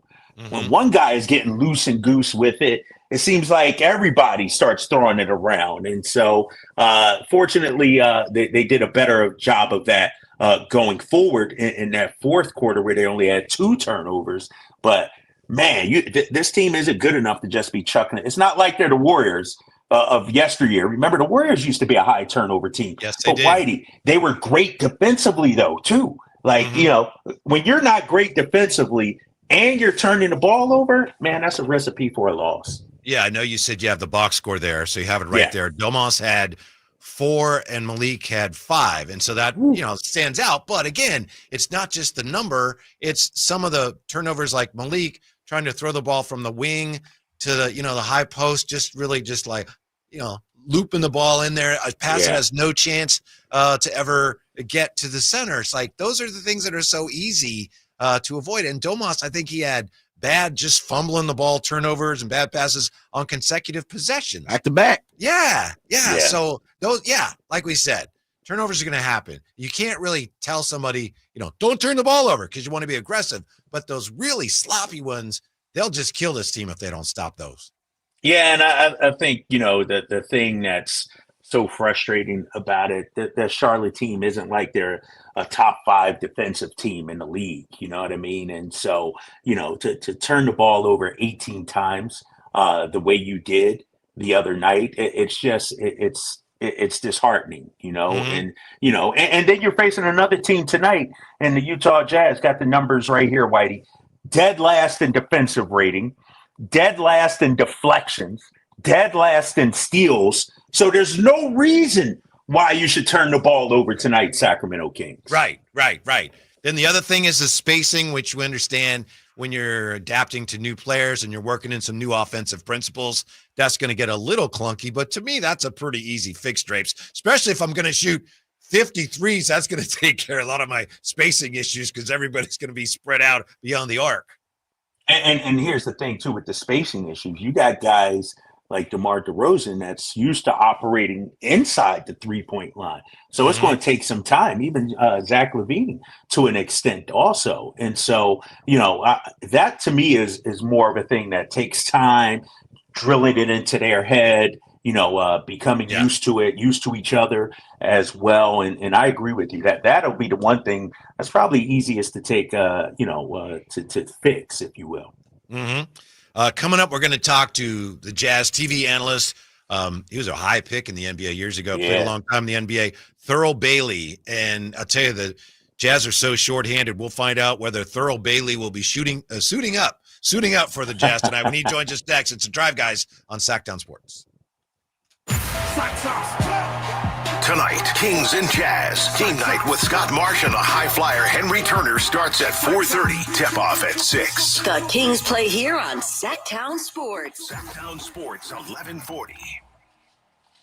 Well, I confessed this yesterday, and it's true. I like to show people photos of our grandson, Kenji, and I also like to show them photos and video of our new garage door from National Garage Door. First of all, there's the service you get from National Garage Door. Service there, number one priority. That's why they've been around, locally owned and operated since 1974.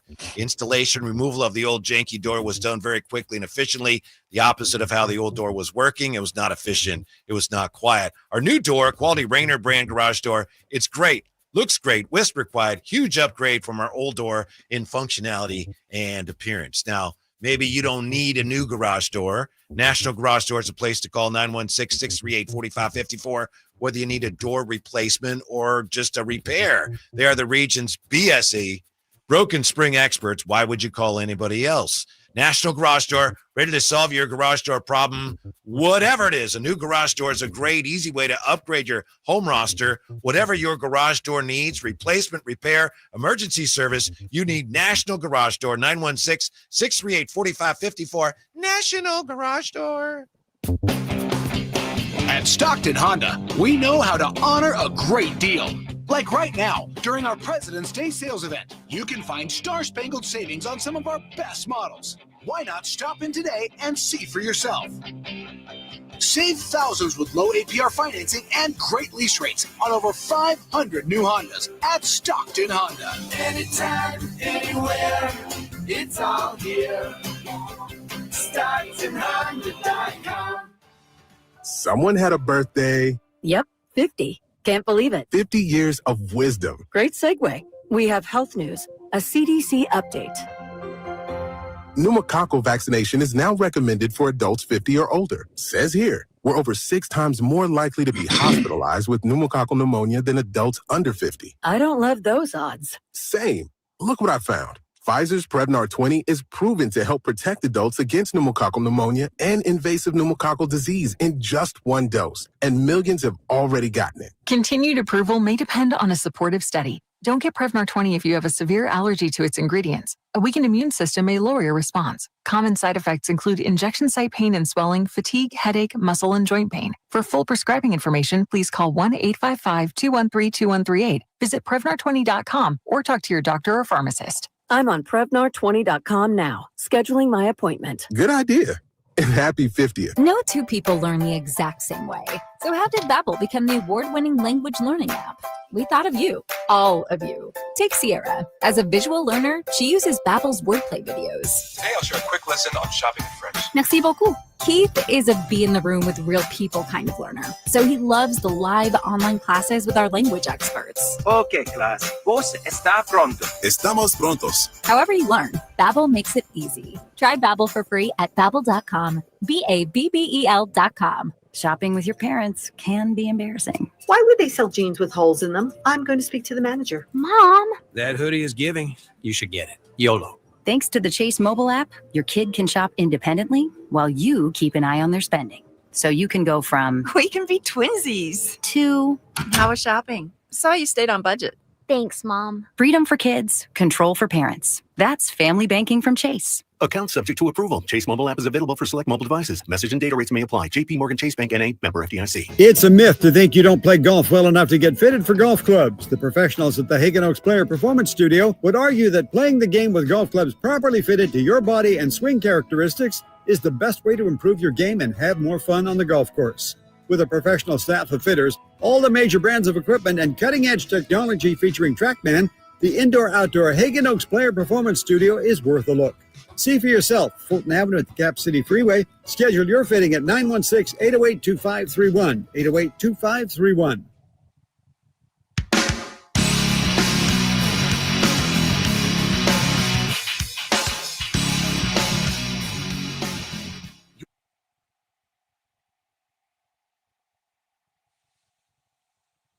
On Sacktown Sports. Hello. Apologize. We're having some technical issues there. Our apologies. There we go. Yeah.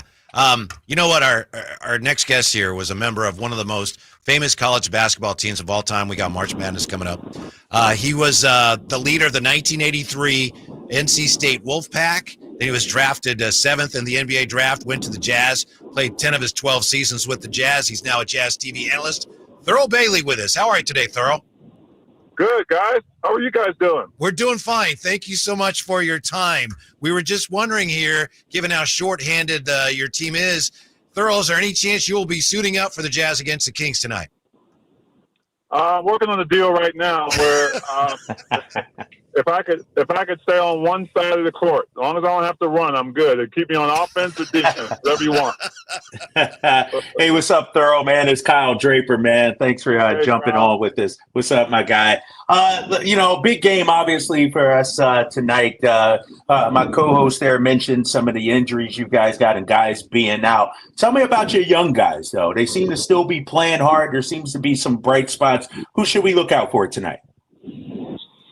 That's a great question. And just to preface that all of Jazz Nation knows what the blueprint is for this team. They were, pretty much this summer, before the season began, Justin Zanuck and Danny Ainge basically said that, look, we're going to give this team to young guys. We're trying to develop.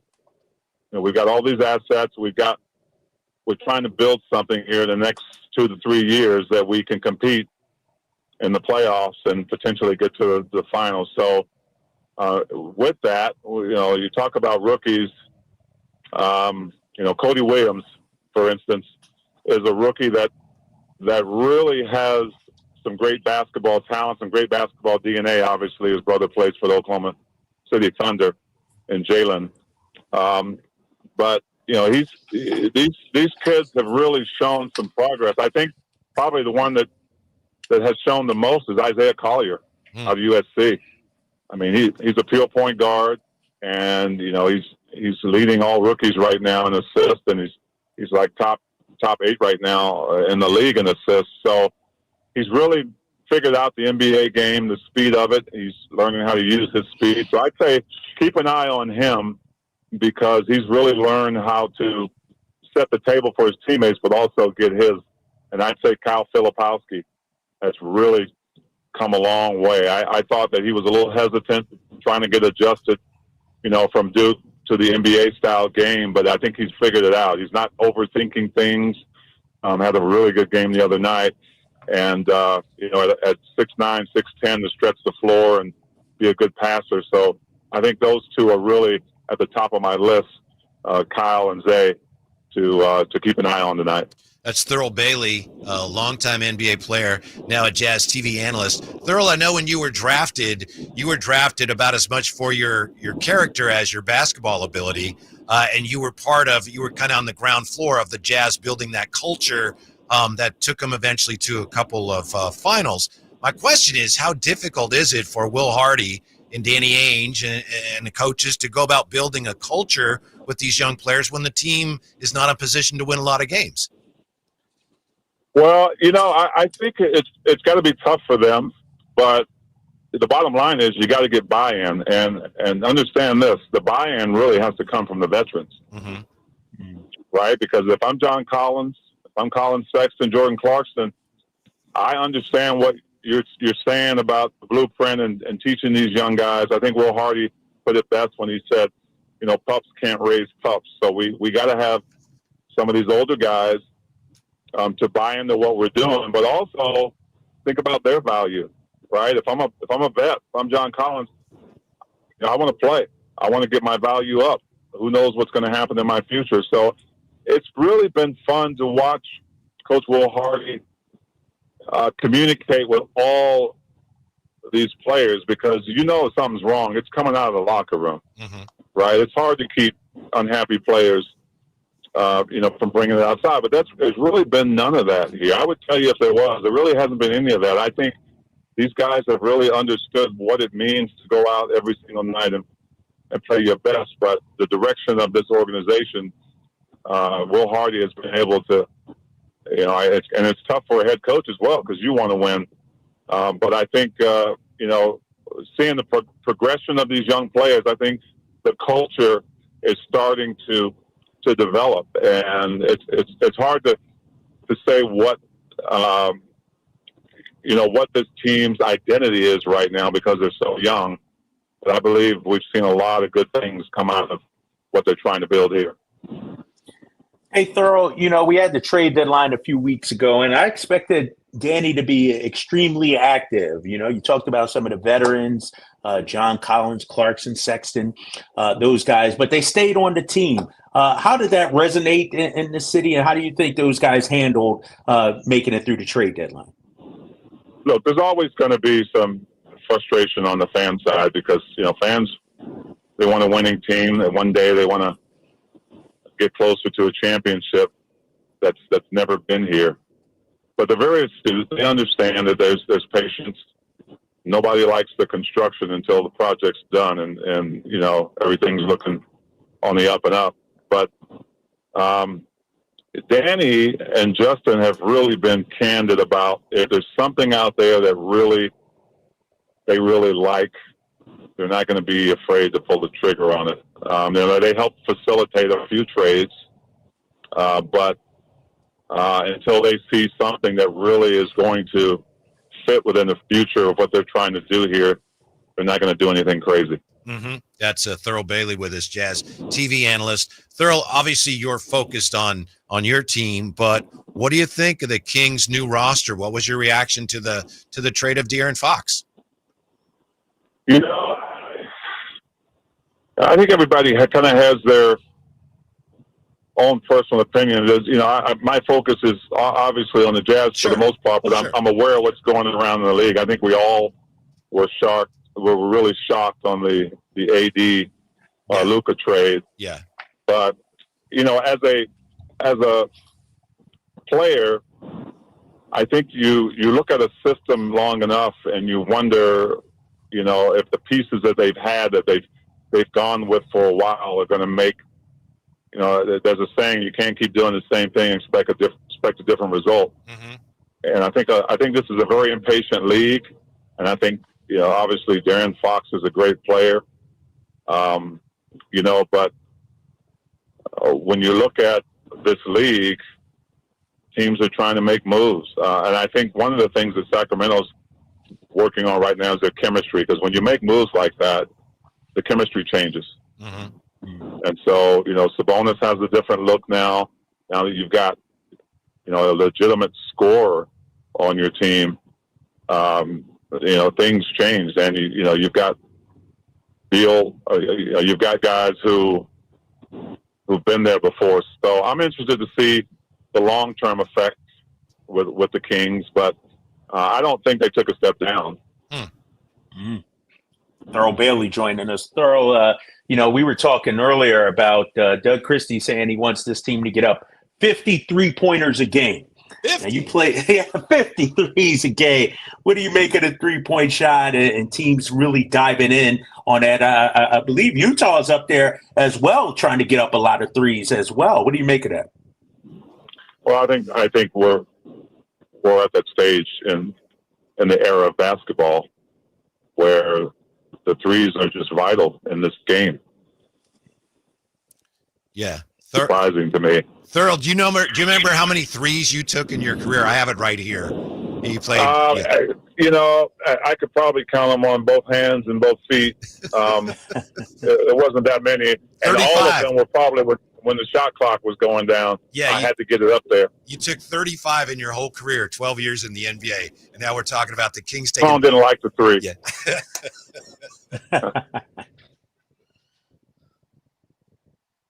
All right. Thurl, we appreciate your time very much. I hope you have a good call tonight. Thanks for coming on with us, Thurl. Hey, I appreciate you guys. Thank you. All right, Thurl.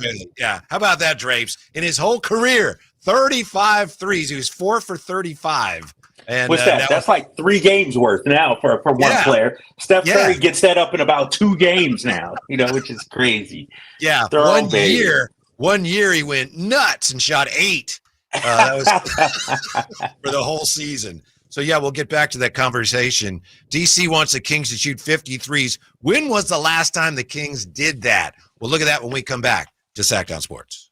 The huge President's Day sale is on at Maida Chevy, Sacramento's Silverado headquarters. Save $10,250 off MSRP after rebates on new half-ton Silverado LT after rebates with over 50 in stock. And Maida Chevy has one of the largest selections in the Sacramento area. $10,250 off new 2025 Silverado at Maida Chevy. Now that's big, huge. See them all at MaidaChevy.com. Together, let's drive. I'm George Washington, and I approved this message. Not available with special financing, leasing, some of the offers. 5 to the Southern Mustang 2011 or newer Chevrolet. Golf to Go is brought to you by the Hagen Oaks Golf Super Shop. Here's Frank LaRosa. You're faced with a long shot in the heavy rough. Now what? Jessica Marksberry writes in Golf Magazine that while hybrids have made these shots a bit easier to deal with, lengthy shots from heavy rough are still a significant challenge. Top 100 teacher Tina Toombs says the first thing you need is loft and a specific mindset over the ball. You need to hold onto the club firmer with your left hand to prevent the club from grabbing the grass. You can elect to play in the back of your stance or play it forward. Now, playing it forward makes the swing a bit steeper so it can stay open more and the ball comes out of the rough better. She says a 7-wood makes it easier than a hybrid for longer shots. The ball comes out low, but rolls a long way because of top spin.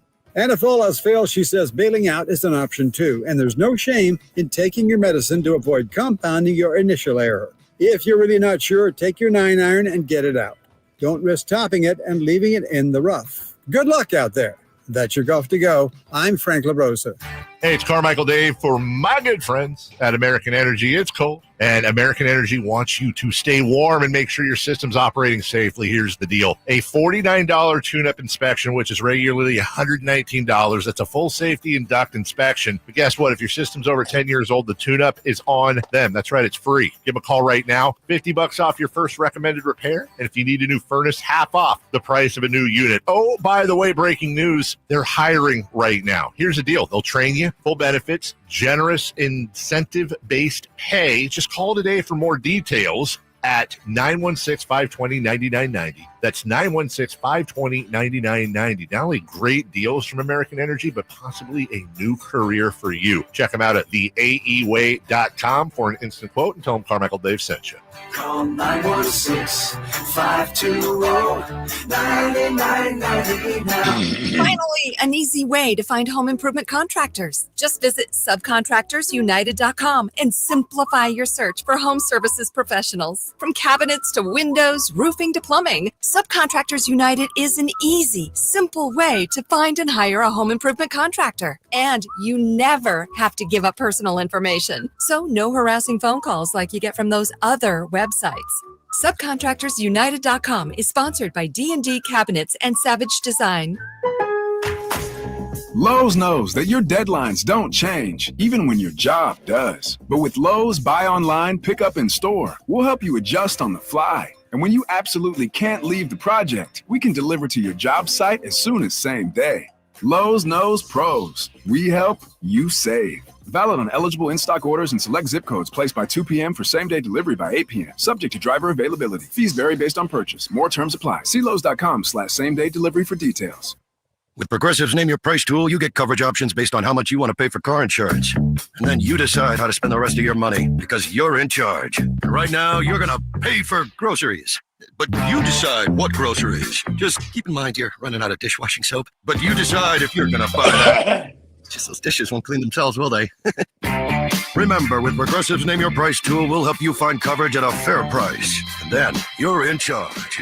Progressive Casualty Insurance Company and affiliates. Not available in all states. Price and coverage match limited by state law.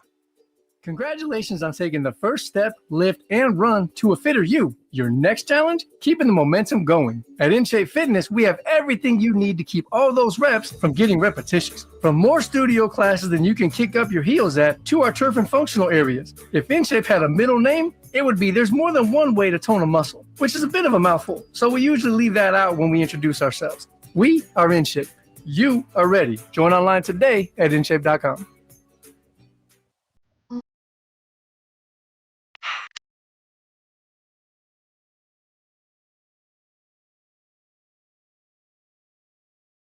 Your afternoon home for Kings Talk and so much more. The Tribe Guys on Sacktown Sports. We got game night coming up in about an hour. Kings and the Jazz, and one King, or at least a guy who spent a lot of time with the Kings this year, he's already had a big day. Devin Carter with a big game today for Stockton against the Hustle. He had 34 points, 9 rebounds, and 3 steals. How about that, Drapes? Big day for Devin Carter, lighting up the G League. Yeah, that looks good for the young fella. And I'm all for him being in the G League right now. You know, build up his confidence, give the guy some reps. Remember, he sat out for a full year almost, basically, with that shoulder issue. And so that's encouraging, man. He's taking the G League by storm right now. Yeah, and I know we were talking Monday about Devin Carter and about how, look, at some point he's going to get an opportunity. When he gets it, he's got to seize it. And he did that late in the game against the Hornets. In just 6.5 minutes, he scored 9 points, knocked down a 3. So, yeah, he's playing real well right now. Just no room for it. Yeah, and not garbage time, because Katie doesn't like it. It's sort of like we were saying with Keon Ellis a couple of years ago in that Houston game. That's how, he kind of earned the trust of Mike Brown back then. And no, it was good to see. I thought, Devin Carter, I thought Mason Jones came out there and acquitted himself well. Those guys worked their minutes. Devin Carter in 6 minutes and change, like you said, very active out there. Drapes, what did you make of Keon entering the game for Malik at it's like 7:56, like just about 4 minutes into the game? I mean, let me say it. I understood it because we had seen him do that with Zach actually before. Put Keon in for Zach early on. And so this time it was for Malik Monk. And I don't know, maybe Malik didn't want to come out there because Malik had just hit a couple baskets, if I'm correct. Yeah. And he was flowing, he was cooking. So to me, that was preordained. Like, it was decided before the game. And I'm sure Doug probably told that to Malik as well. And, I think that's a way of sort of, quieting down. The Keon should start chatter. Who's he starting for? Go with the quick hook. And when you look at the minutes, and I know, last game is hard to fully count minutes because it was a blowout. Malik still led the team in minutes the other night. And so, it worked out. And the two of them combined had a really good first quarter if you put the two players together. But speaking of Keon, we know that Doug Christie says he wants to shoot 53s a game. When was the last time they did that? I don't know if you remembered this, Drapes, but I looked it up and I'm going through this year. No, they didn't do it this year. It was, and this was a team record, the 9th of April last year, OKC 112, Sacramento 105. The Kings shot 58 threes. What? Yeah. How many did they make, Whitey? They made, let's see, I think they made 20. They were up at halftime. Hold up. Yeah. Back up. What was the final score of that game? 112 to 105. The Kings blew a 64 to 45 halftime lead. In the game, De'Aaron Fox was 7 for 17 on threes, and Keon was 8 for 15 on threes. And in the second half, the Kings were 6 for 27 after going 14 for 31 from threes in the first half. So last April, the Kings shot a team record 58 threes. And I bring this up because, we're trying to figure where will all these extra threes come from. And I think if they really want to get anywhere near that number, I think Keon's going to have to shoot a lot more threes. No, you might be right, because, and this is one of the things we talked about, I think, before the season with Keon. It's one thing to just be out there, but you also got to shoot the rock. I'm looking at some of his numbers. He's shooting 3.9 threes in 22 minutes per game. Yeah, but he's knocking him down. The offense is coming around, Drapes. Right. No, I'm just saying, it's like, how do you get that many shots, more shots up if you're Keon? You're not playing a whole lot, in terms of versus DeMar and Levine and everything like that. He's taking, he got to come out there like Vinny the Microwave Johnson or something. Oh. You know what I mean? Like, come and I will say the first time he touched the ball the other night, he jacked up a three and knocked it down. And so he got to let it fly. Man, that's, maybe take that 4 to about 6 or 7 per game if you're Keon Ellis. You think Jay's guy was just playing with the media when he started talking about 53s a game? I still can't figure out what's going on there. He might have been. He might have been. Because here's the thing, Whitey, to your point, we ain't even shooting 43s a game, dog. Damn. And let us get to 40 first before we ask for 50. And so maybe he's because if I'm correct, wasn't this the first time we heard him say that too? Oh, yes. He said, this is my new number. He said, 50 is my new number. Yeah. Exactly. And I'm like, where did that come from? Before it was 40. And then 50. And I don't know if he's looking at the Celtics. I mean, think about it. It's a noble goal, but teams just don't do it. Even Boston's only averaging 48. I think Chicago's second at 43. And so it's noble. It's, a nice number to talk about, but there's no way in hell. I mean, and here's the thing too. Don't you got to have the shooters? And maybe he believes we have the shooters. Domas, how many is Domas taking right now? Do you know? That might be the guy where it has to be an uptake. Yeah, 3 or 4 maybe. I'll look it up here. But I'm glad you heard my theory because I'm sticking with this. Doug wants them to shoot 40, They're not getting to 40. So he says, okay, I'm going to say I want 50, and maybe then they'll get to 40. I don't know. That's all I got. I just looked up Domas. Yeah. He's at 2.4, Whitey. Okay. So Domas got to be up there at 5, right? Especially because he's knocking it down at 44.5%. Like that might be the guy we see chucking him up there, going forward. Yeah. And like you said, I mean, if you shoot 50 and you make 11, then maybe the next game you don't want to shoot 50 anymore. Right. But I mean, real quick, I go back to that game. You mentioned where they shot 58. How you shoot 58 threes and you score what? 105 points? Yeah. That's unheard of. Like, what are you doing, man? That's like you only scored 105, but you shot 58 threes and you made how many? 20? Did you not get to the free throw line? Like, were you, 20% from 2? Like, that's unbelievable. Yeah, I know they shot a lot of threes. I think they shot 47 this year in their win at Boston. And I think one of their earlier wins, not the early January win against the Warriors, I think they shot a lot of threes. So there may be some, evidence that when they are making a lot of threes, they're playing their best offensively. So maybe it's based on that. But again, that's going to be really interesting to see how that unfolds. And then Zach LaVine's got to be a huge part of that. If they come anywhere near 53s, right? He's got to let them fly. Yeah, he does. And he has the ability to do that. Yeah. Like he's a knockdown shooter when you look at it. And I'm looking at some of his numbers here with the Sacramento Kings. He's shooting 7.8 threes per game. That's a lot of threes. He shot 7.3 while with Chicago, but he might have to be in that 9 to 10 range per game, Whitey. No doubt about it. Yeah. If anybody maybe you told him, Dougie McBuckets, Doug wants 53s, he was like, okay, all right. Yeah, I'm ready.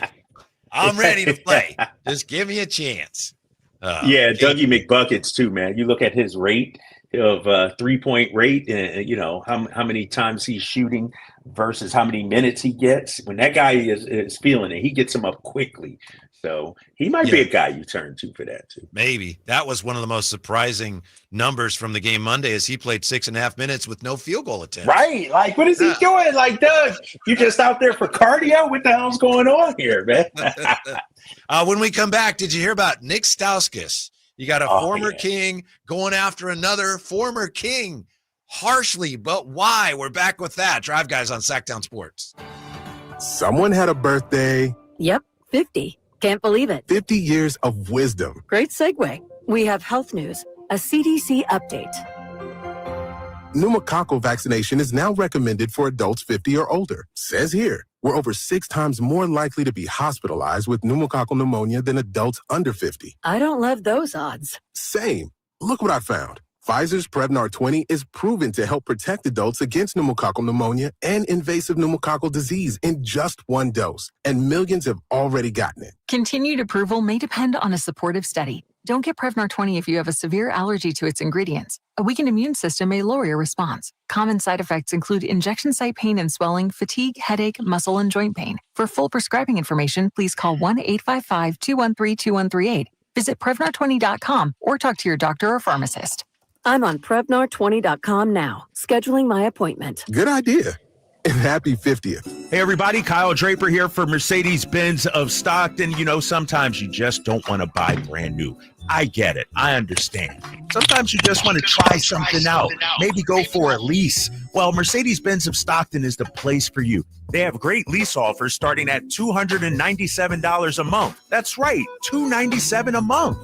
For over 30 years, Mercedes-Benz of Stockton has been there for the community. Whether you're buying, whether you're leasing, they're the ones you can trust. So head on down to Mercedes-Benz of Stockton right now and check out their fleet of leased vehicles. They have certified pre-owned vehicles as well, starting at just 3.49% on select models from 2021, 22, and 23.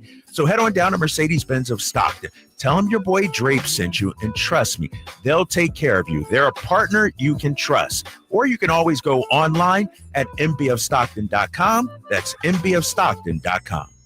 Sacramento's premier country music festival, Country in the Park, is coming back May 16th and 17th at Cal Expo with Bailey Zimmerman, Billy Currington, Cole Wetzel, Nate Smith,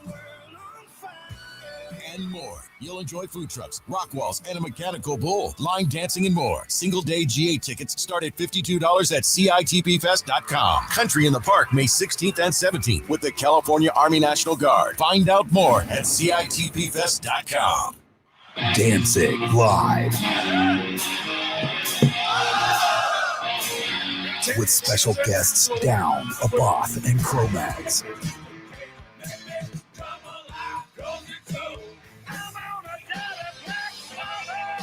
Saturday, March 22nd, 6 p.m., the venue at Thunder Valley. On sale now. For tickets, visit ThunderValleyResort.com. Don't miss Danzig. One ticket, two huge shows. The Sacramento Boat Show plus the Big RV Show. Multiple dealers discounting all the best brands. Hundreds of wakeboard boats, fishing boats, and pontoon boats. Acres and acres of travel trailers, fifth wheel, toy hauler, and motorhome. Plus ATVs too. Two shows. One massive event. The Sacramento Boat Show, plus the Big RV Show, March 6th through 9th at Sacramento's Cal Expo. Find discounts at twohugeshows.com. Whitey here, reminding you that not all grills are created equal and every detail matters. Check out the new Napoleon Prestige and Rogue models and see the difference a Napoleon makes. Napoleon grills have features other grills can't match. They're built different, built better, built to last. Complete with a lifetime warranty and premium stainless steel, boasting absolute quality. Napoleon knows that the smallest details add up to make a big difference when curating your perfect grilling experience. Visit Green Acres Nursery today for your best selection of Napoleon grills and accessories.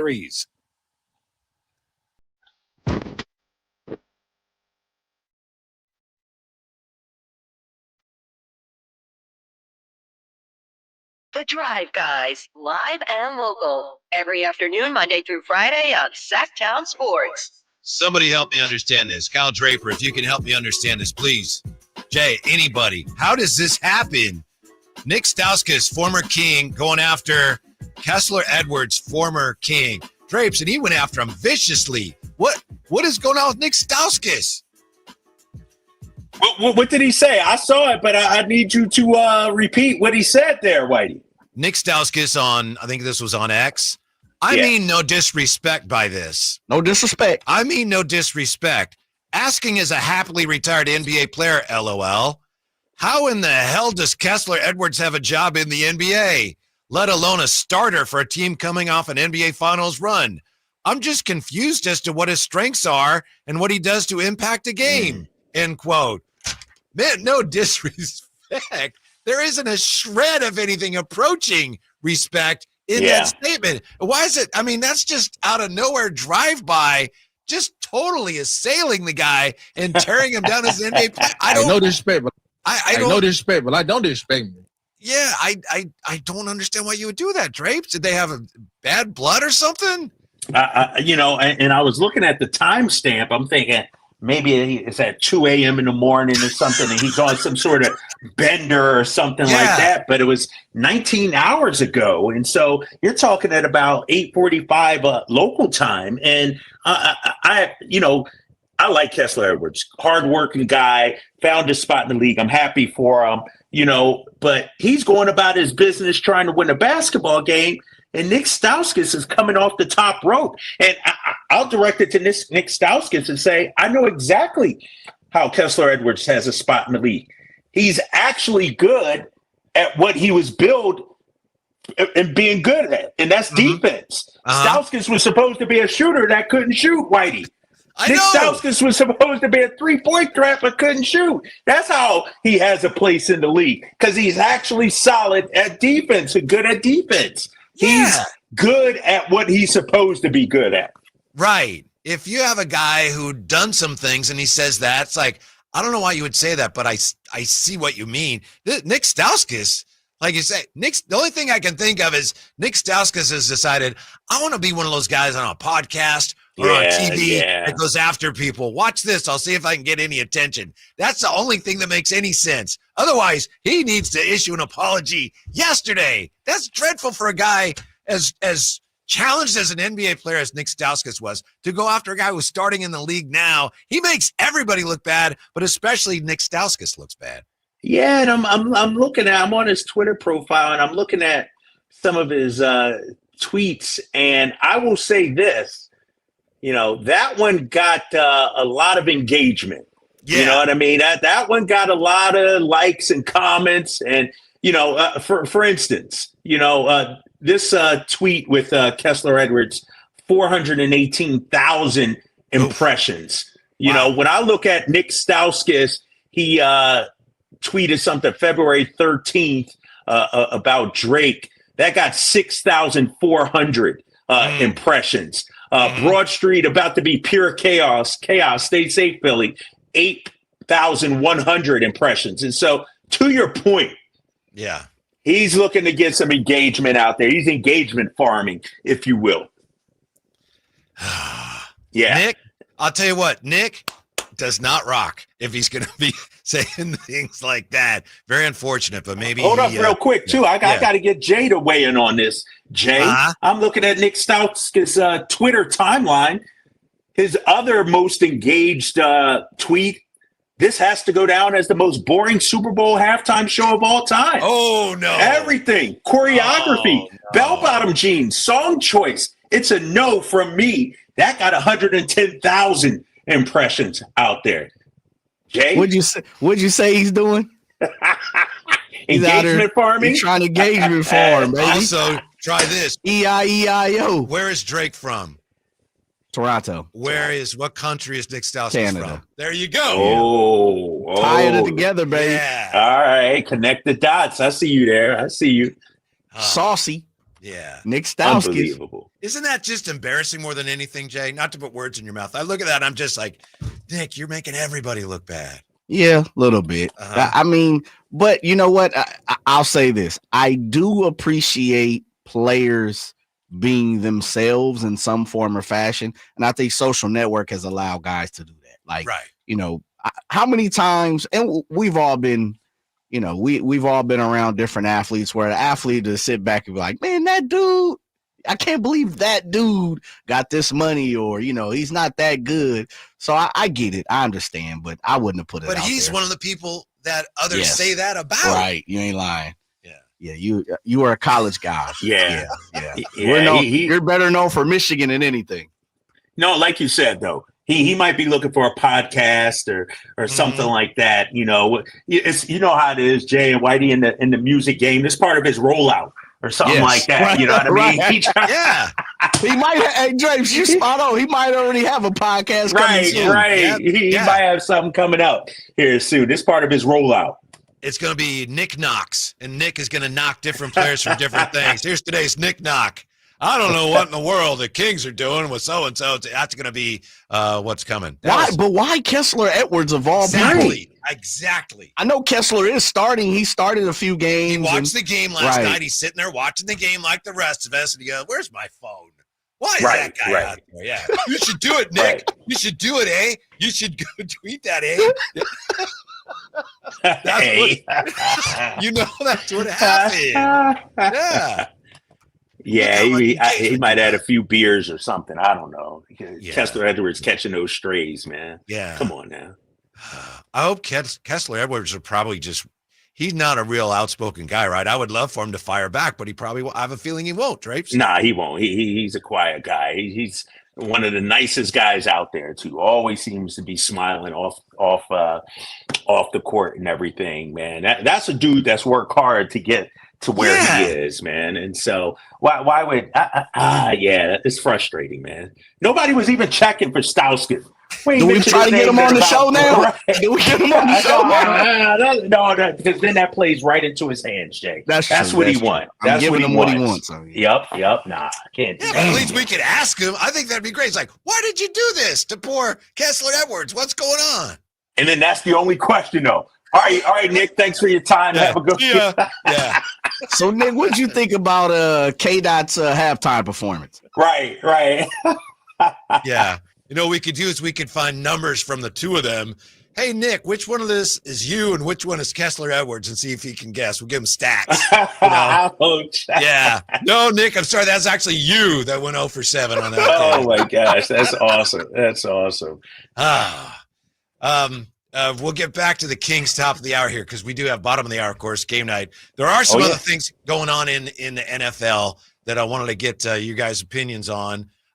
First of all, have you heard about all this drama with the Raiders and the Rams and Matt Stafford? Have you heard about that, Drapes?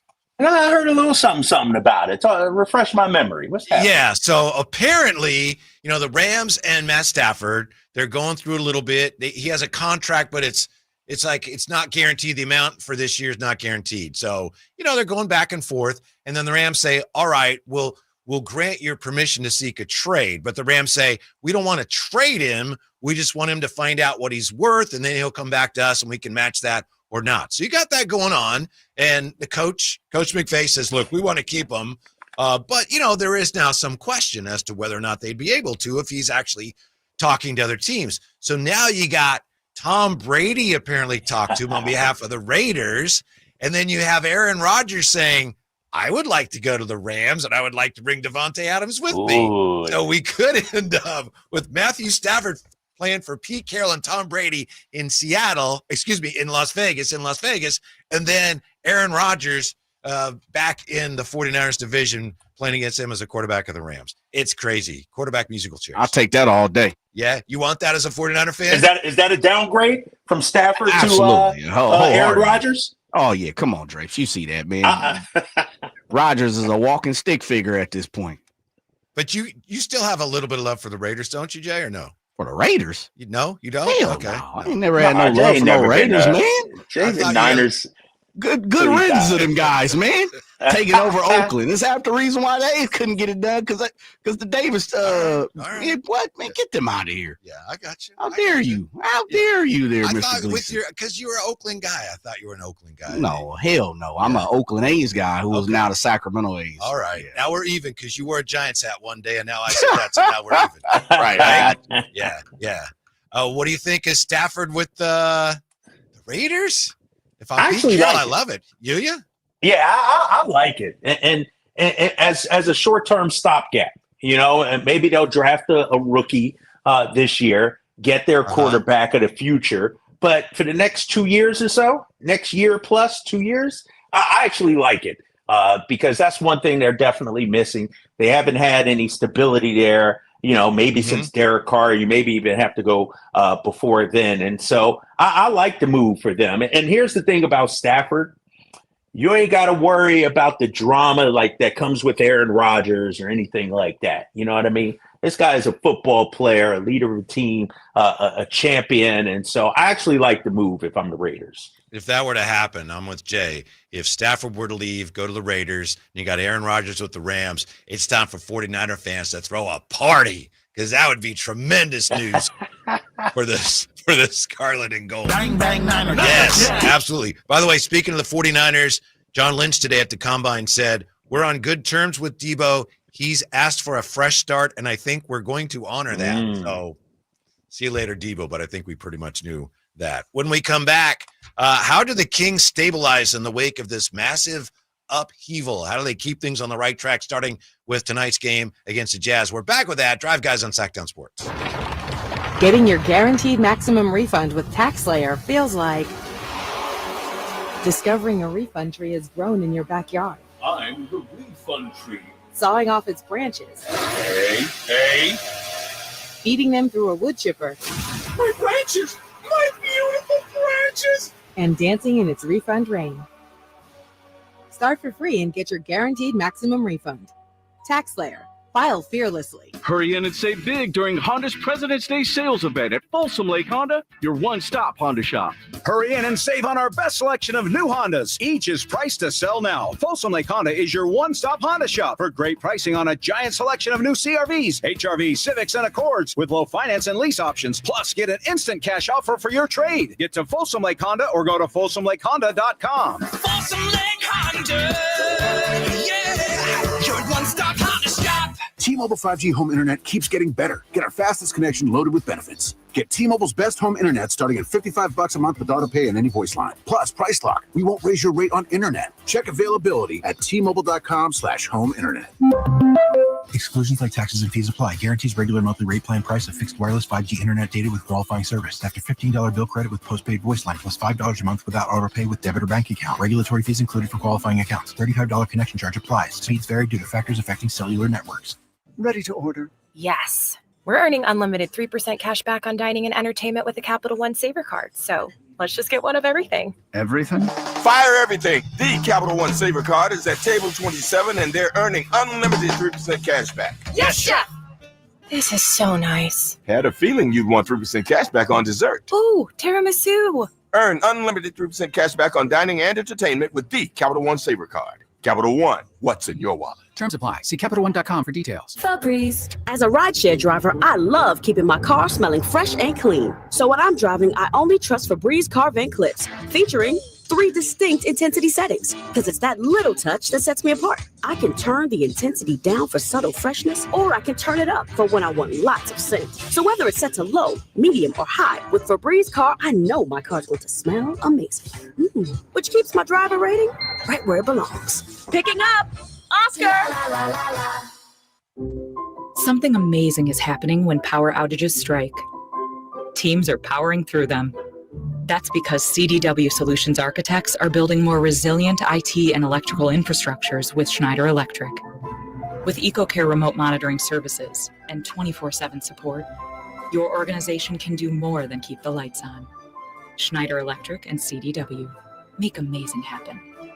Learn more at cdw.com/Schneider Electric.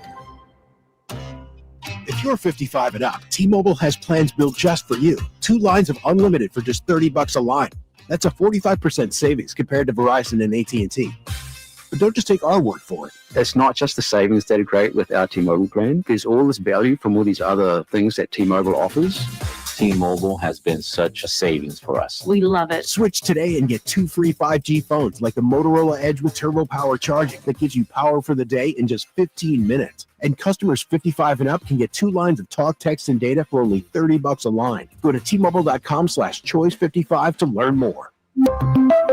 With AutoPay plus taxes and fees, plus $5 per line without AutoPay. Debit or bank account required. 45% off 2 lines versus AT&T Starter and Verizon Welcome. Plan benefits vary. Motorola Edge on us with 24 monthly bill credits and new line for well-qualified customers, plus tax and $35 per line connection charge. See details at T-Mobile.com. Motorola Edge requires 68-watt charger. Charger sold separately. Actual performance will vary based on usage and configuration.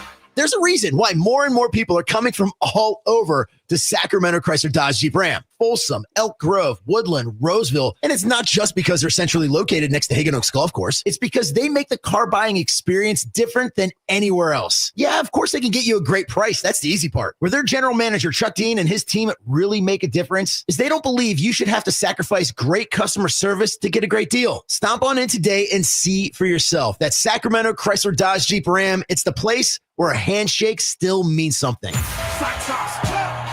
Tonight, Kings and Jazz. Game night with Scott Marsh and the high flyer Henry Turner starts at 4:30. Tip-off at 6. The Kings play here on Sacktown Sports. Sacktown Sports, 1140.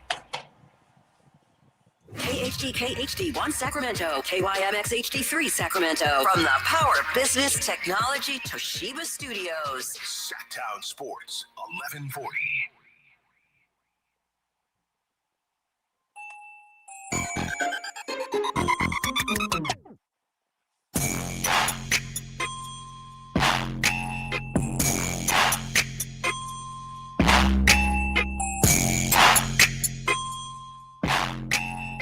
Live and local, it's the Drive Guys. Watch the show on youtube.com/Sacktown Sports 1140. Or listen on the Sacktown Sports app. Hey, we got a special guest joining us here. Although he did kind of big time me Monday night. Kings Insider from Sacktown Sports. Great guy, great writer, Brendan Nunes. How are you today, Brendan? I'm doing good, Whitey. Refresh my memory. When did I big time you? Oh, when we were eating Monday, and I says, "Hey, how you doing? You want a cookie?" You're like, "I'm fine." Yeah, it's like you don't want me to get you any cookie. You don't remember that? Oh, you didn't engage. I didn't hear the "Do you want a cookie" part. I just heard. I heard "How are you doing?" and that was the end. I know. I'm just kidding. I'm just kidding. Yeah, that's true. Yeah, I said, "How are you?" He's like, "You want a cookie?" He's like, "Yeah, I'm good." So anyway, Brendan, I kid. Thanks for joining us here. Brendan, what do you make of this? Nick Stauskas going after Kessler Edwards. Where did that come from? Honestly, I was tuning in right before I hopped in here, and that was news to me. I missed it last night, and I think you guys covered it pretty well. If there's anybody that should not be saying something, it's probably Nick Stauskas. Right. Yeah. Right. There's it's not necessary. It's very unnecessary, and it's the most random shot. Like, just say some players, whatever. Keep it vague. Clearly, he doesn't care about what people are going to think about that. Right. And then no disrespect, but this guy doesn't belong in the league. So, that always is followed up with disrespect. With disrespect. Yes. Sauce Castillo might have been sauced last night, boys. Yes. Let me just say that. Brendan, let me ask you there, as we dive into this Kings, I need to know where you stand, big fella. There's a camp out there that this team is wrecked. They should tear it down. They should tank, trade off all the assets, player assets, build for the future. Where do you stand at on the current state of the Sacramento Kings? It's complicated, I guess. I think that part of it. I'll answer your question. I'll answer your question. If it was me, I think that the tear it down route is the right way to go. I just say that it's complicated because I don't even think that is like a genuine option for this team. I think that they want to remain competitive, and I somewhat get that with the history of the organization. But me personally, I think that you need a number one. Not that De'Aaron was, but I thought that he was your closest thing, and then you got rid of that. And so now how do you find it? And the answer is through the draft. And so to me, like, that's the hardest piece. And I think that that's the direction that I would go. But given that this is the way that they're moving, I think, if we're talking long-term here, it's going to be interesting to see what they do this offseason. Like, talks of Kevin Durant trades, and that was floated around a little bit at the deadline. I don't think that the Kings can get into that conversation really, but point being, I think that they're going to try, and it's tough to figure out who the matching salary is. I think that DeMar DeRozan is probably the most likely one that we're talking about in these sort of scenarios. So, I think they have one more big swing in them to try and, I guess, go get that number one and try to make this roster work. But honestly, I'm not the most optimistic about how that may turn out. Brendan, here's why I am not in favor of that. And I understand everything you said. And, trying to take the emotion out of it, I have a feeling you may get some emotion from my partner here in a minute. I don't know. We'll see. But I understand the logic. But seeing Charlotte play, and then, tonight we got Utah. It's so bleak when teams do tear it down. And you didn't use the tank word. I'm gonna use it. And you're at least 3 years of just desolation. And to me, I don't want any part of that. I don't think Kings fans want any part of that. And that's why, even though there's some logic to what you say,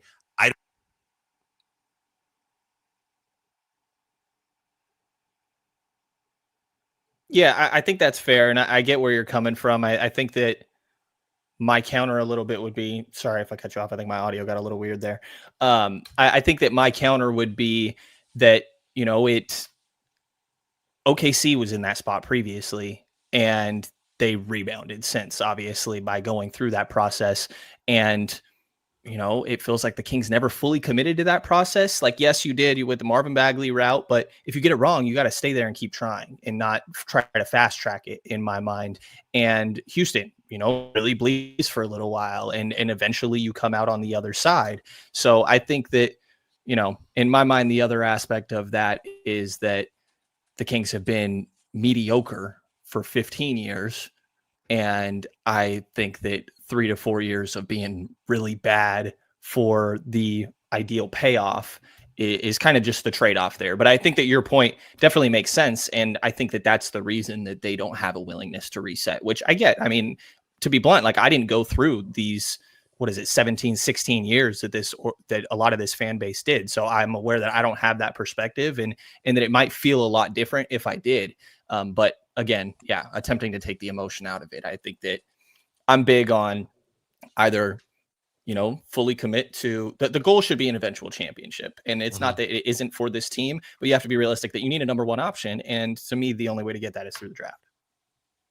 Well, I mean, I'm going to push back on the notion that they didn't fully tank. I'm looking at the Kings draft history right here. And fully, you don't always have to have the number one pick to become a champion. Where was Giannis drafted? Where was Jokic drafted? Where was Steph Curry drafted? Where was Kawhi Leonard drafted? It's not just about the number one pick. I look at the Kings' history, number 7, Bismack, Thomas Robinson, McLemore, Stauskas. I'm of the belief here, Brendan, is, sure, you want to have more cracks at it. I get that. But whatever pick you have, just get the damn pick right. We wouldn't be in this situation if they got the picks right over the last 15 years. I'm of that belief. And so I still believe there's a path forward where you don't have to rip it down to the studs, because you could argue, and Whitey talked about this. Denver didn't have to rip it down to the studs. Milwaukee didn't have to rip it down to the studs to get a champion. I'm looking at teams that have actually tanked and done that. OKC ain't won a damn thing. You know what I mean? Utah hasn't won anything. So I think there's this narrative that only way to build a champion is to rip it down to the studs, and that's not true. You look at it. Look at the past champions. And Whitey brought up the Celtics, back in 2012-13 when they traded Kevin Garnett and Pierce as their way of ripping it down, but that only lasted 1 year. Yeah, I think that's fair. I will say, I think with Giannis and Jokic, that those are kind of the definition of outliers in my mind. But to the point that you have, they had good cracks at it. But I think that when you get them wrong, don't try to pretend like you got it right. You know what I mean? And then fast tracking the process in that way. And so it doesn't necessarily have to mean to the studs. You could keep some young dudes around. And to your point, Draper, I think back to, I'm forgetting who the Kings ended up with in this draft class, but when they lost the coin flip and they could have had Franz Wagner. And to me, that changes the entire dynamic of this team. Not that he's a number one, but just thank you. Yes. And look at where we're at now, so there are little things that could change everything.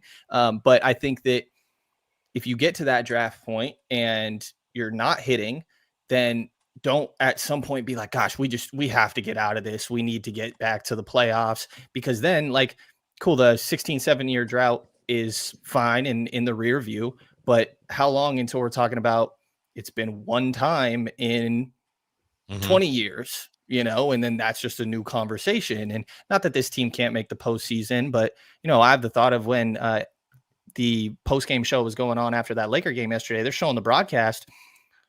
How much different would this team feel if the play-in didn't exist? And I get that I'm making up a prior scenario here, but that used to be the case, obviously. And I just think this is a team in the 10th seed right now, and you're a little bit further.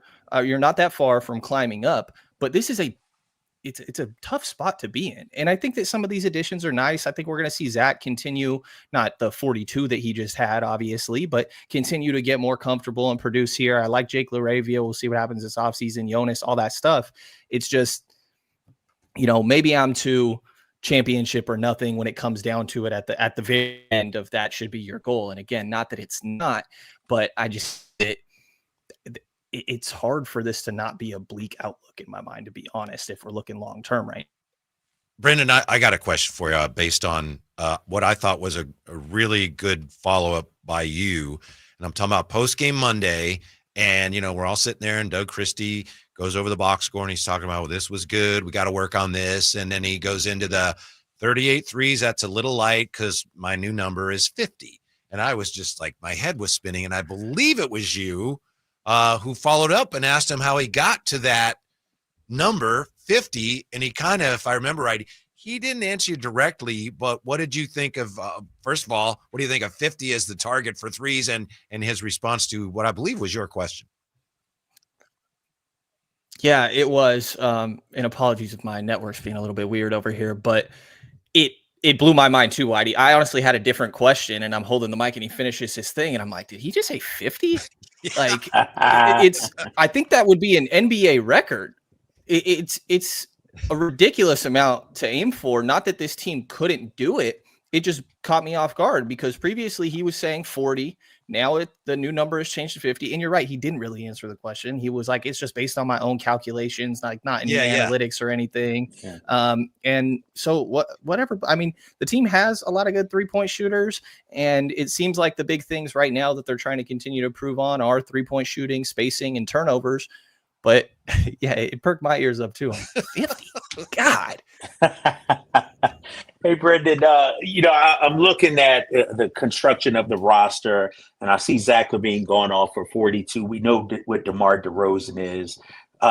Do we have a 1A and a 1B situation here going in Sacramento? And how far do you think they can take us? Or do we need Zach to be the guy and everybody fill in? How do you see this playing out these last 25?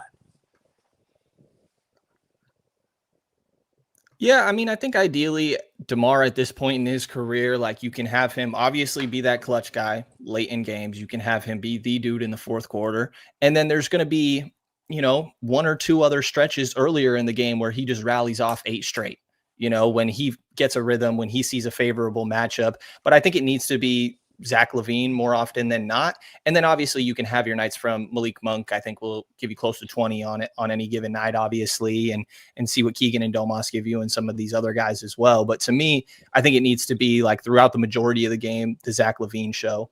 And I think, and obviously playing within the flow of everything and all of this, but then you can have your little spurts from DeRozan, from Malik, but you get to that closing minutes, and that's where you have to go to DeMar in my mind. And I think that having Zach and a lot of these other guys should make it easier for him to conserve himself for having ththose scoring in bunches and then closing games out. Yeah, that's Brendan Nunes, of course, one of our Kings insiders for Sacktown Sports. Brendan, I wanted to ask you about this bench. In your lifetime, have you ever seen a Kings bench with this much talent? I don't know if it's a good bench. It could be, but as far as the talent and the number of guys that are legitimate NBA players, I mean, I was thinking about it, and I go way, way back, probably to before you were conscious of basketball. Can you remember a time when the Kings had a bench with this much depth? The year that they signed Corey Joseph, Trevor Ariza, and Dwayne Dedmon, I was excited coming into the year, but I think we know how that one went. Yeah. I mean, not that I can think of, Whitey. Maybe like when Bogey was on the bench, I think there were some okay moments. But no, I mean, I think that how well-rounded this bench does a lot. Like you have size, you have physicality. I think you have versatility when it comes to just positionally. I'm interested a lot in what Markelle Fultz can bring to this team as he starts to get more comfortable, not having played a game in so long and taking the time to rework his body and everything. The shot looks a little bit different, I thought, and that's something he worked on in this off time. So no, I mean, I think the depth of it, and I didn't even mention Jonas, and obviously he's a huge piece. I think extremely consistent. That's probably the biggest improvement in my mind with this bench is that when Domas came off the floor, their offense fell off a cliff. It was their best offense with him on the floor and their worst with him off. And now Jonas so far is about 1 point above their offensive rating average throughout the course of the season when he's on the floor. I think that, you're not falling off a cliff and in that same way. So to answer your question, probably the best bench that I can think of off the top of my mind. Most talented. We'll see how good it ends up being. Yeah, I'm with you. Right. I'm with you. Yeah. Yeah. Hey, Brendan, when you look at, the rest of the season, I see this team 2 games out of the 6th spot. I look at it and people will be like, Drapes, you're pie in the sky. You're a team guy, rah, rah, sis, boom, bah, and all of that. But considering they traded their best player, they fired their coach, I'm sort of optimistic that, or at least things could be a whole lot worse than what they really are right now.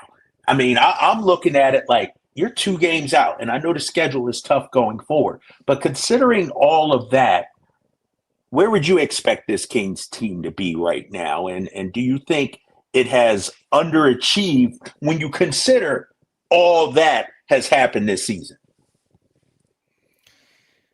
I feel like it's hard to say that they haven't underachieved. And I get what you're saying, but it's not necessarily like they're blameless in everything that did take place throughout the course of this season. And I think the range that we're talking about, I mean, they're 2 games, but I know I was just talking about them being in 10th and that looking bleak. They're technically 2 games behind 6th, which is reasonable to catch up in the amount of time they have left. I just also look at the teams above them, and in Dallas, questionable based on their health. Obviously, I think Golden State is a lot better since they got Jimmy Butler. Minnesota, we'll see. The Clippers, there's some question marks surrounding those teams, and you got Phoenix right below you at 11th, who obviously has been really sputtering here. But it's hard to differentiate where they're sort of at within this group for me, and I think it's towards the lower part of that. I think we're talking 8 to 10 probably in my mind for what they have, and it's in. To get that postseason experience, I guess, has a benefit. And there's a world where you get a matchup that ends up working out in your favor, and like you're competitive in the first round. And then things feel a lot better going into this offseason. I'm not saying I'm betting on that, but I think that there is a world. And so we'll see. I think that a lot of the rest of this year is about getting everybody comfortable with one another. And I don't think it's an excuse that they have to deal with that. I think it's what you signed up for when you decided to make all these moves at the deadline. So I think that that's the complicated aspect here. But the biggest thing to me is, I think Jonas, Jake will fit in fairly smooth. Markelle, like it's easier when you're filling a role. It's really about Zach LaVine and I think Malik Monk for the most part, of 2 guys that they're leaders of this team as primary ball handlers and creators, and how they have to figure out how to mesh together now. Malik Monk has 10 assists in that last game, but he also has 5 turnovers. And like, that's a learning process for him being the primary guy there. And I think having that big Zach LaVine game gives me a lot more confidence moving forward, because I feel like he needed that breakthrough and they had been pushing him like, dude, we need you to be yourself when you're fitting in. I mean, honestly, he's not providing what he should be in his best form, obviously. So makes me a little optimistic that they can be a good enough offense to cause some troubles, but they still have the same defensive question marks that I feel like they've had for, I don't know how long. Check out his, I'm done with this witness. Mr. Draper, did you have any more questions? Any further questions? Because I'm going to go at Brendan, but I'm going to save it for another day. I'll save it for another day. Go ahead, Draper. I got time. Because I'm looking at the situation here. Ideally, this Atlanta Hawks pick conveys, right, this year. Ideally, the Hawks get this selection this year. Then next year, we have our own first rounder.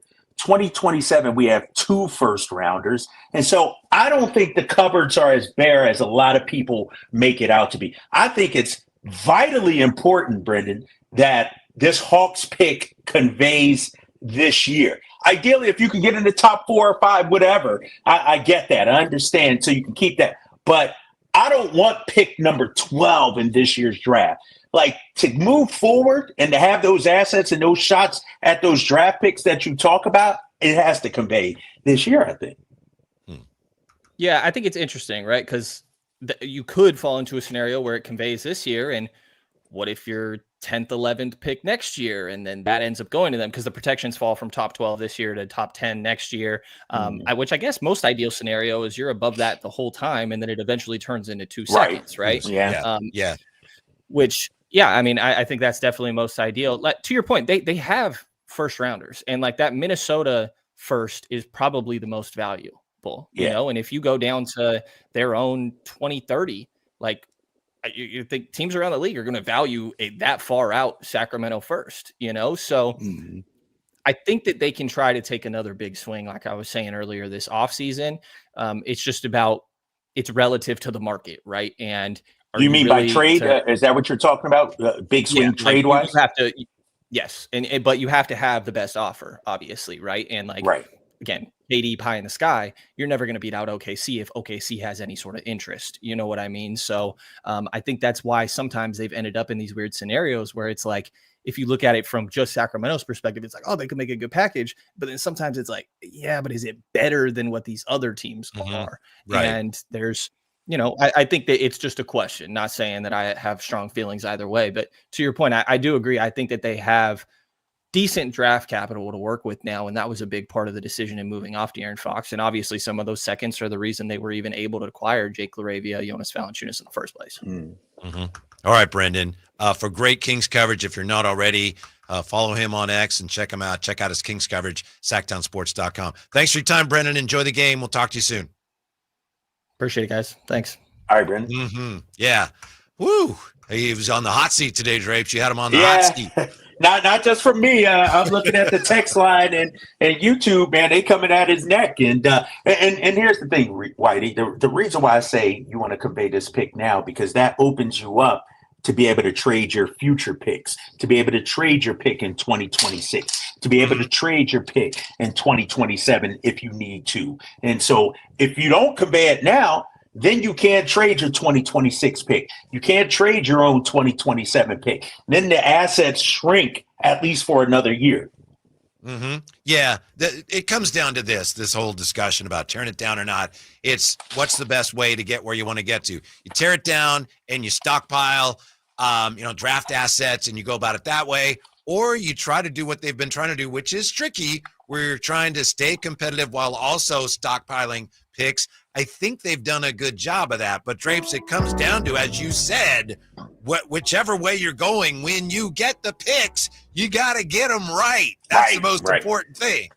Yep, and that's what OKC has done. And when you look at it, they made the trade, and they got a young player. That's why I would have loved to have gotten Stephon Castle. He could have been our SGA type and some picks, and then you add to that. And so we got some ground to make up, man. It's a tough road to hoe, but we'll see what happens this season and this offseason. Real quick, Drapes, Whitey's wish list. Be strong with the ball, which means minimizing the unforced errors. Take full advantage of the opportunity that the schedule gods have given you, again tonight against a lesser team. And third and finally, come out strong in the third quarter. That's a point of emphasis for Coach Christie. He says there are opportunities to get to jump on other teams coming out of halftime. Let's start to make that a thing. It didn't happen in the last game, but let's start getting the jump on teams in the third quarter. That's a way this team can start getting some things going, find some consistency the rest of the way. No, I'm with you, especially that third quarter, man, because, that's giving teams some life, if you will. And with this Utah team, you don't want to give them any life. Walker Kessler is available tonight, too. Their big center in the middle, so he's playing. But you should still handle your business tonight. All right, Drapes. Have a good call. Drapes, we guys. appreciate it. Yeah. Kyle Draper tonight, pre and post, NBC Sports California. And coming up next, we've got game night for you. Got the high flyer, of course, Henry Turner and Scott Marsh taking you right up to the G-Man with the pregame. It's the Kings and the Jazz tonight. We're back with you tomorrow. The Drive Guys on Sacktown Sports. Yes, had enough. Have you had enough? Shoot the J, stay ready. Legends in the crown heavy.